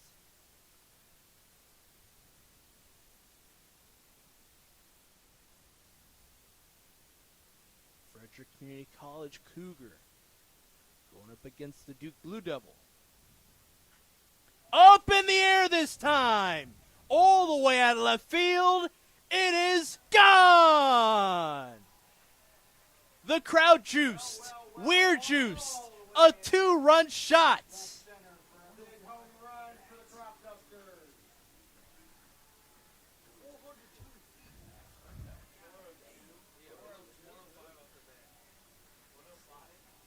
2 more runs score. 7-1 is your score. Oh, baby, it takes me back to game number 1 at this field when he went deep into the left field, and that one, all too similar. We've seen that before. He got all of that one, 402 feet the estimated distance. Wow. Great for Duncan. A 2-run shot for him. Ahern, the Mountain Hawk, will look this one upstairs. He offered at it. It's a strike.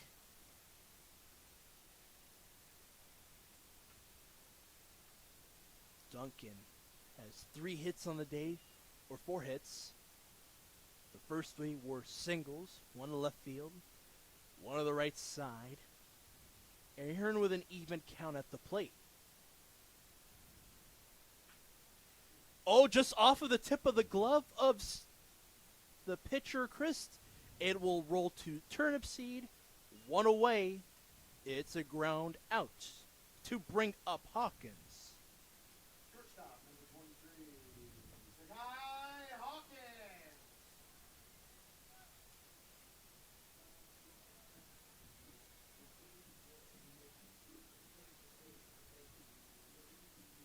Sky Hawkins drove in a run back in the second. It was Duncan who scored from second. He had some immaculate base running on the play in the second. Fly ball foul for Hawkins to the right side. And Duncan on this ensuing inning was able to drive himself home as well as Berman.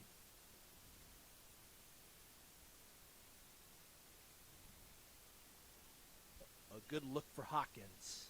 And an even count at the plate after the foul ball to the right side for him.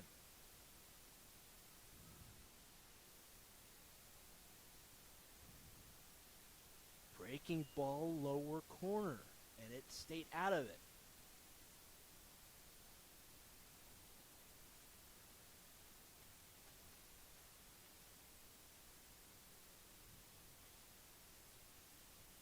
Just off the plate and foul.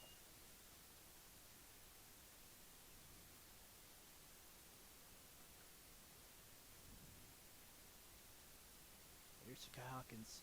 You're looking at it, Peyton. He's having a quality at bat. Started with the RBI single in the first. Excuse me, his first at bat, but yeah, he's definitely had himself a very good game. That's something he wants to improve on. Quality at bats. He's taking what he learns with Olney back to the Lobos. Breaking ball once more. Chris misses it. Center fielder, number 6, Cade. And aboard at first is Hawkins. One out so far in this inning for the Cropdusters.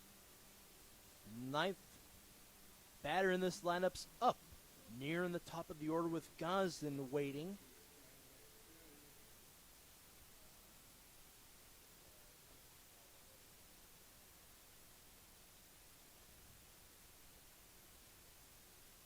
Now he's working with the fastball as Chris. Cade Walter with a 1-0 count.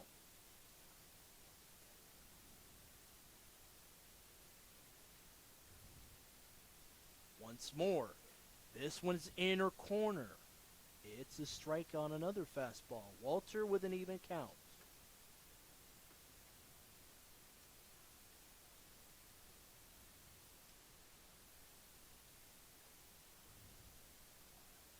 Upstairs on another fastball. Third one.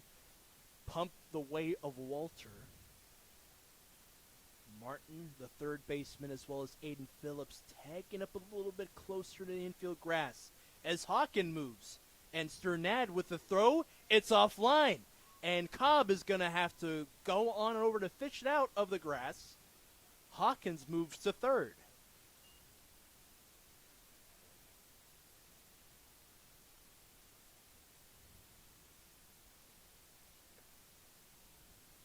Back at the plate.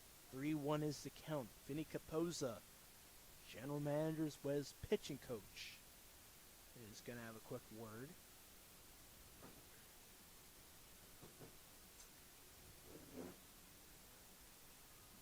And Chris has allowed a 2-run shot.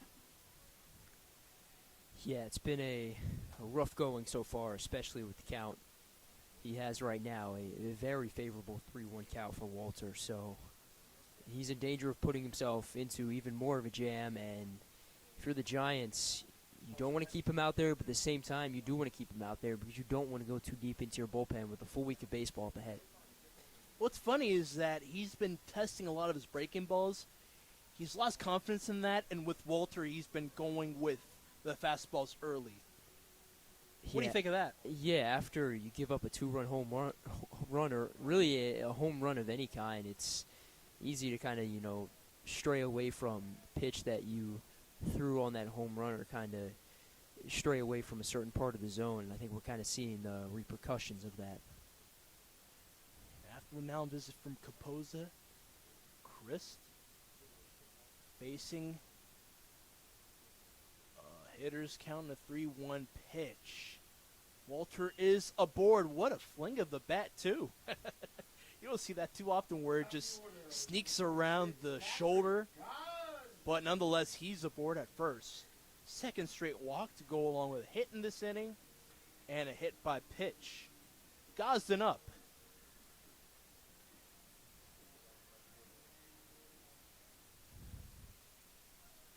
Fifth time. We go to the top of the order. This is the bottom of the seventh. One away so far, 2 outs.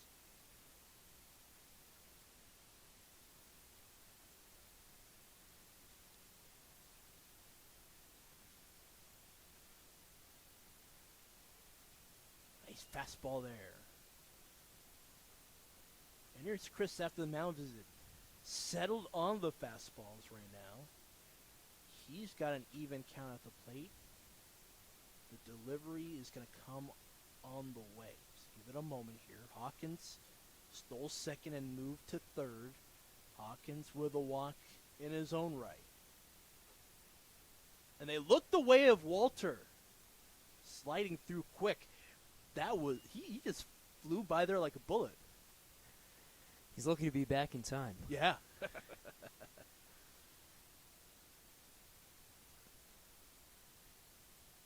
He'll collect jersey on that new ugly sweater jersey. Christmas in June. Gosden is going to hold up Zakai Hawkins. And at second on that wild pitch, Cade Walter moves up. Gosden with a 3-1 count similar to Cade Walter.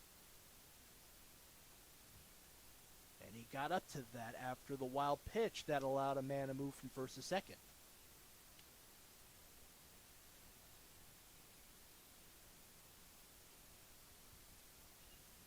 Pitch walk one more time. Third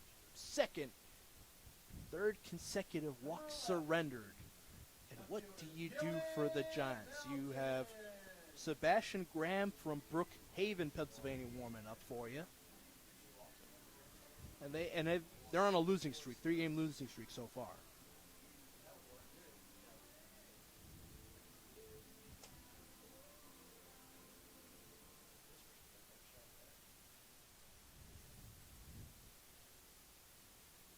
With 3 base runners on, all of them walk there. It's Melton with a look, inner half.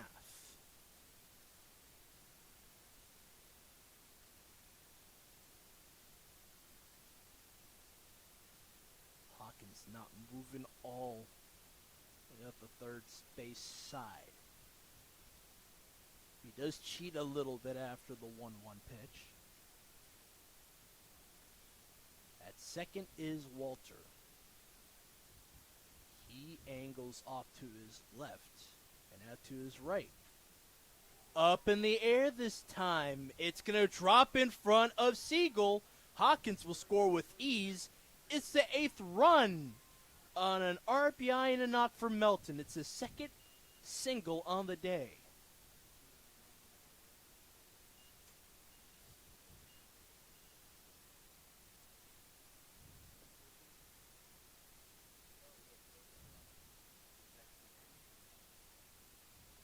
Melton on, as well as Walter and Gosden, who's at second now. Walter's at third. Pinch hitter for Ryan Boma is going to be coming up in a moment. Logan Barada will be up. But for the time being, day's over for Crest. He did allow the 2-run shot. We'll step away with a new man coming up.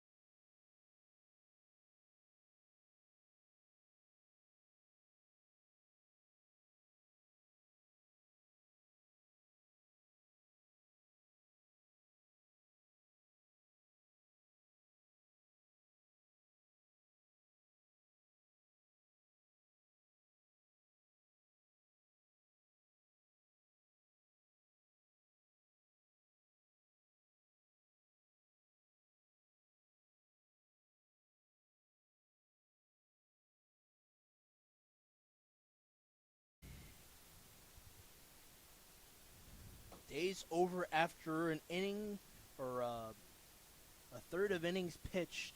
Barada will send this one fair around the first base line. He's angling for second. Scoring from second base is Boma, and scoring from first.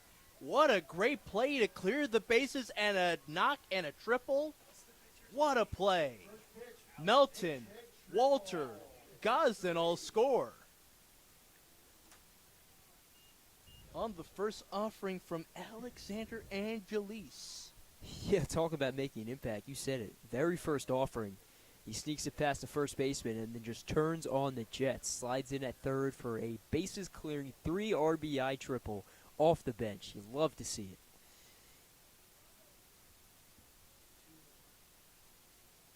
Now to Waring, who looks this one through.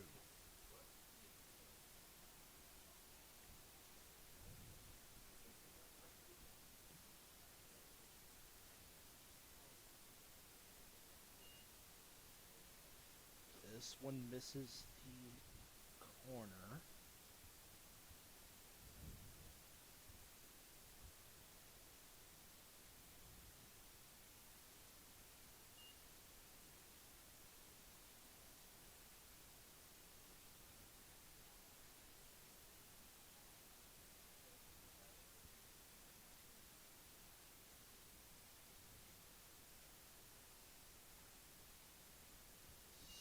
Sizzling fastball there.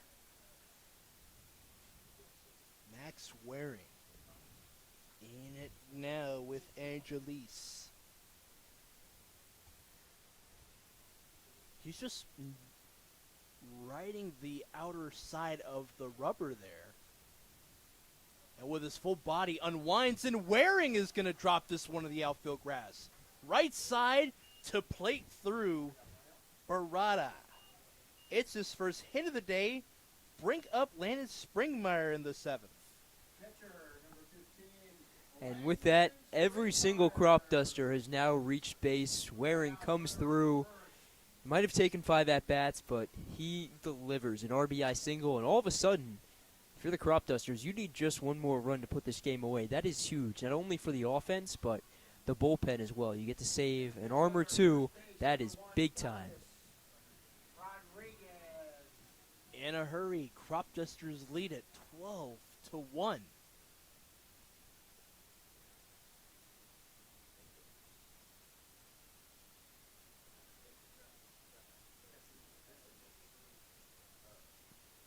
We bat around the order with 7 runs coming across to go along with 4 hits and 3 walks allowed from Christ.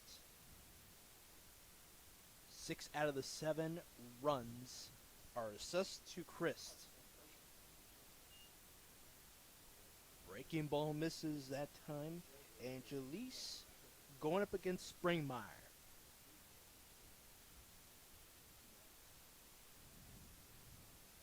Pitch down low, ball 2. Throw is in time.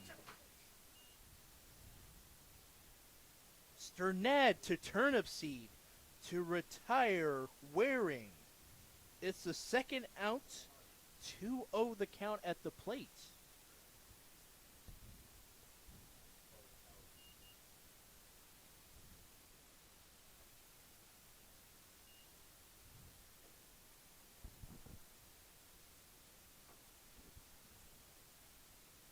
The count's 3 balls, no strikes for Springmeyer. Angelis with the fastball, low and outside. Springmeyer is running on off the first.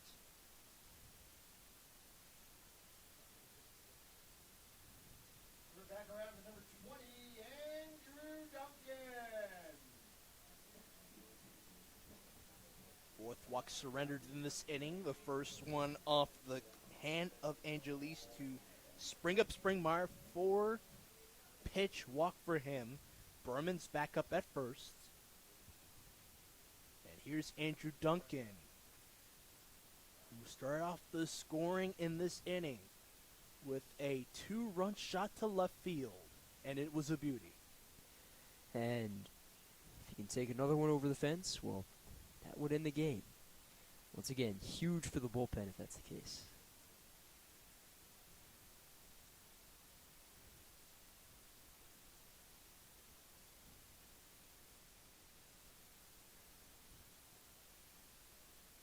Berman is going to head to second.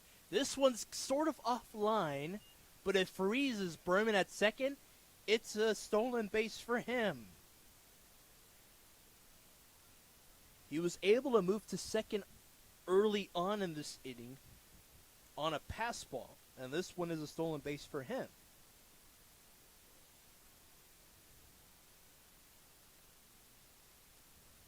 Now to the plate in Duncan. It bottoms out. Angelis in relief of Chris, who appeared in the early third of this inning. Allowed 2 knocks as well as 3 walks. 5-pitch walk. Second consecutive for Angelis. 2 base runners on. Potential 15th run of the day. If it comes across, and Ahern is coming up to bat. What a day Duncan's had. I mean, to start off with 3 straight singles, then go yard, and then show off a bit of plate vision as well with the walk. Not too bad, reaching base 5 times in 5 attempts. Might warrant a pat on the back. Yeah.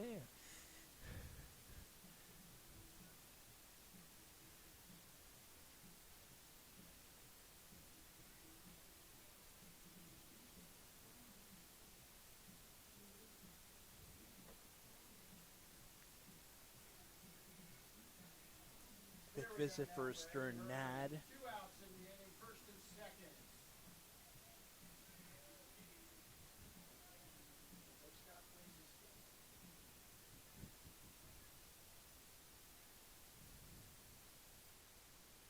Angelis with the look and the throw.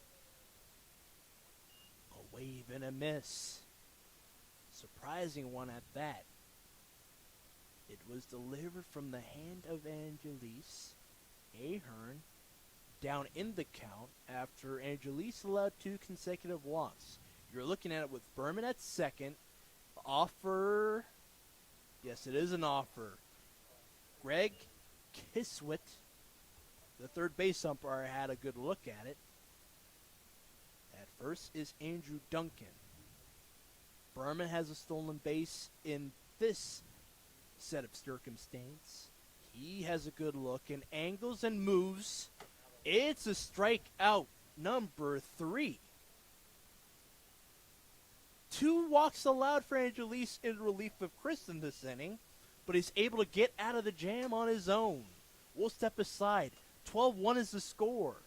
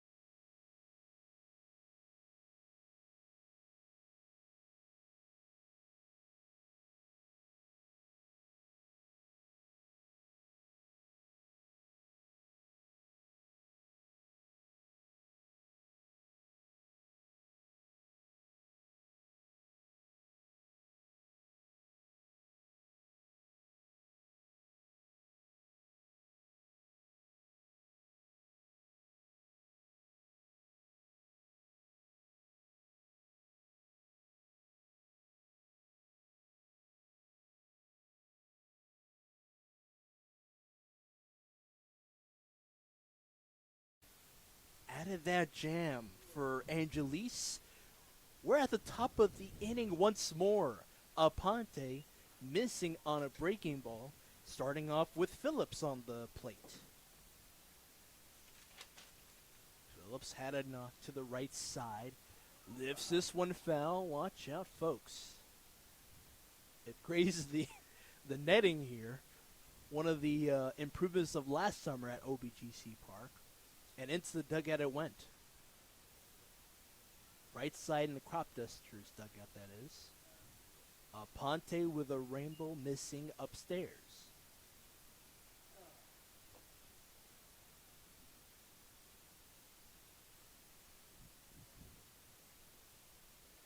Here's the 2-1 from Aponte.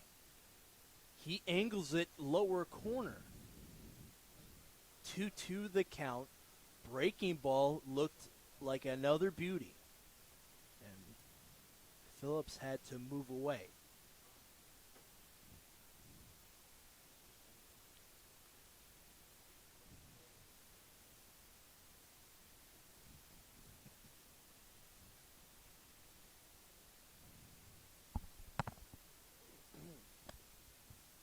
Here he is back in the batter's box with an even count and a hit on the day. Aponte, a great reliever for the Cropdusters. Misses and a full count.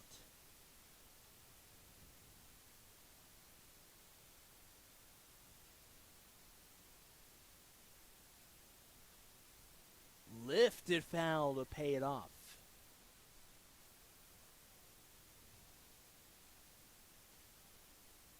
Hopefully for Aponte, 7 pitches is all it will take to get a crucial out in the 8th. Phillips engaged, nearly standing upright, and he is out on the 7th pitch to lead things off. Out number 1, it's the second strikeout, and this time swinging for Aponte. Here's Sternad.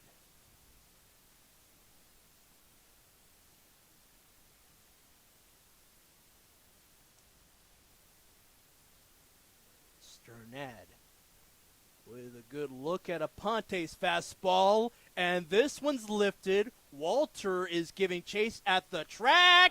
He's got it! That is a nice catch out there at the wall. Big hand, big hand.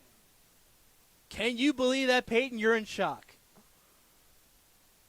Shortstop. The words are starting to come out of him, I think. Wow. Oh. That's all I got to say. Wow. Wow. After a 7th pitch strikeout, it takes 2 pitches for Snad to fly out to Walter. And why not? You get a clean walk on back to your spot at center field.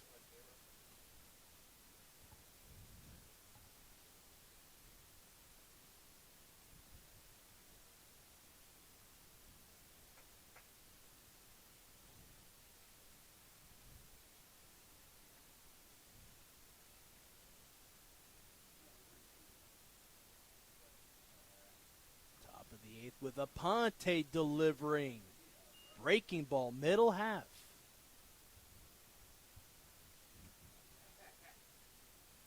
0-1 the count.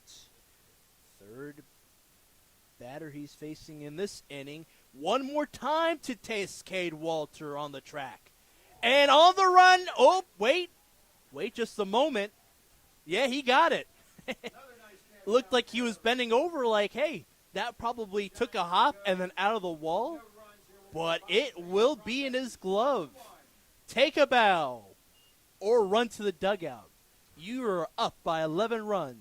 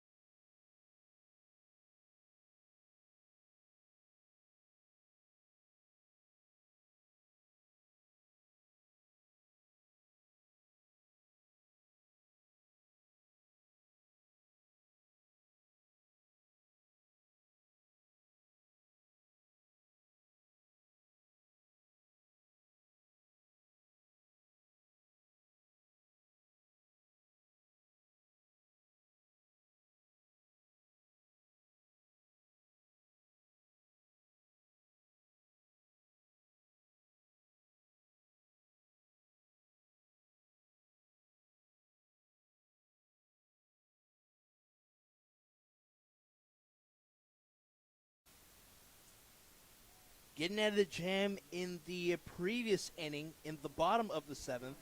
Angelis through two-thirds innings pitched, did allow 2 walks and pumped through a strikeout, but the key thing is he allowed 2 more runs. So now it's Sebastian Graham's turn against Sakai Hawkins, who walked and also scored in the previous inning on an RBI and a knock from Melton.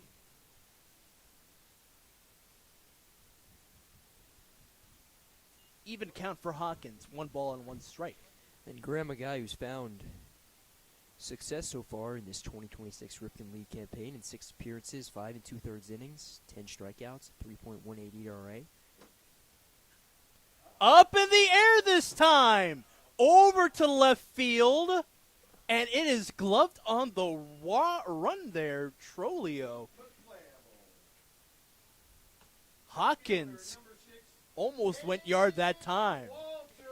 Yeah, I don't know what it is about this 8th inning and guys taking balls to the deepest parts of center and left field, but man, giving these outfielders a run for their money. Now to Cade Walter.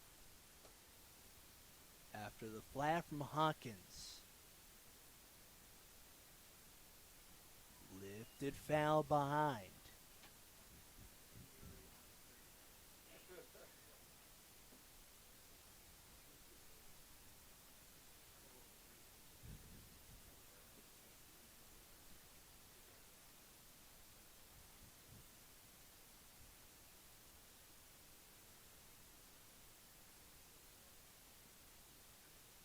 Oh, this is playable off the plate and fair. It's a scoop and a shuffle from Graham to Phillips. 2 away. Nothing's getting in front of him so far.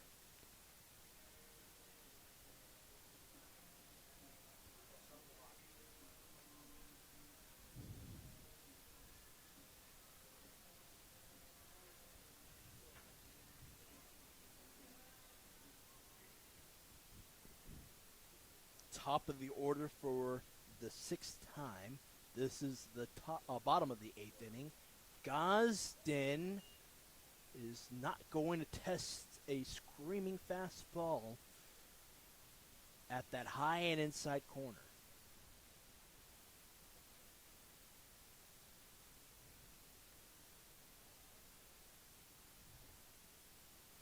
Called strike 1. Fastball angles opposite side of the zone. That low and away corner, it stayed inside the zone that time. 2 out so far. Nobody on for the Cropdusters. You don't see that too often. 1-2 is the count. Gosden getting behind in the count. Especially after the last inning. Yep.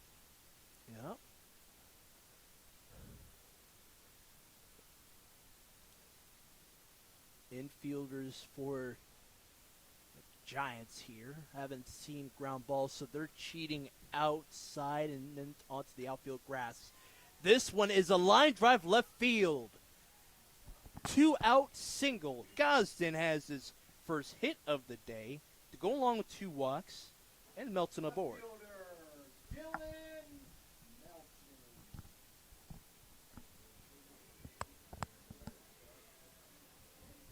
How about that knock for Gosden? Yeah, he's had a very impressive game, especially considering his start. Back-to-back pop-ups to start the game, and then he draws the walk. Does ground out, but then another walk and a single. So he's definitely been following that upward trajectory throughout the game. With Gosden's knock, all 9 batters have a hit in the game. With a look for Melton.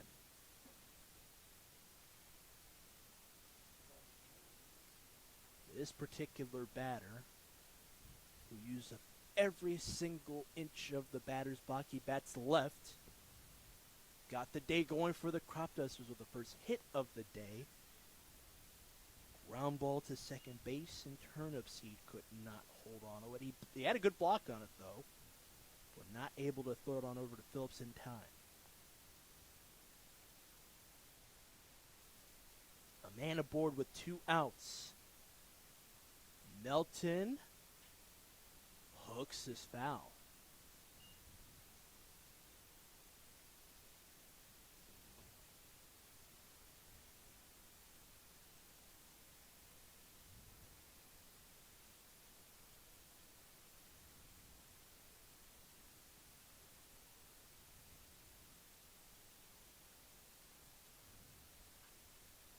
Oh, this one's lifted in the air. It's going to drop fair. Look who's sprinting from second all the way to home. 13th run comes through for Gosden. Ball game over. What a knock. Melton, have yourself a day. 13-1 is your final score. Yeah, I think it's only fitting that the guy who starts off the game with the first hit for the Cropdusters ends it with his final hit. Both of them being singles. One of many Cropdusters to have a great game. You throw Duncan in there with his 2-run home run, a bunch of other guys you can throw in there. Barada, how about his 3 RBI triple off the bench in a pitch hit situation? Just an all-around dominant offensive game for the Cropdusters, but on the pitching side as well, holding this group to just 1 run. Very impressive in its own right. There you go. Its final score 13-1. Winning pitcher today, Landon Edwards. Losing pitcher on the day, Jack Yeager, who gave up the first run of the day. It was Hawkins who delivered a run from Duncan, who scored from second. RBI knocked to the left side. Final thoughts, Peyton, as we head on the road once more tomorrow. Yeah, when you have a hot week and you have a day off, the question is always, can you take what happened last week and bring it into the current week? And the answer so far is a resounding yes. Cropdusters showing no signs of slowing down as they've now won 11 of their past 13 games, a red-hot stretch for all. Yeah, and we're going to a D.C. team that has not that goes back into D.C. They play at Catholic University, and that will be the first time we are over there, so it should be a fun one. Yeah, it's always nice getting around that D.C. area, so excited to be at Talbot Field tomorrow. All right. Thanks again for tuning in once more. Gosden scores the 13th run. Cropdusters win 13-1. And for Peyton House, my name is Ali Ali. We'll see you tomorrow in lovely D.C.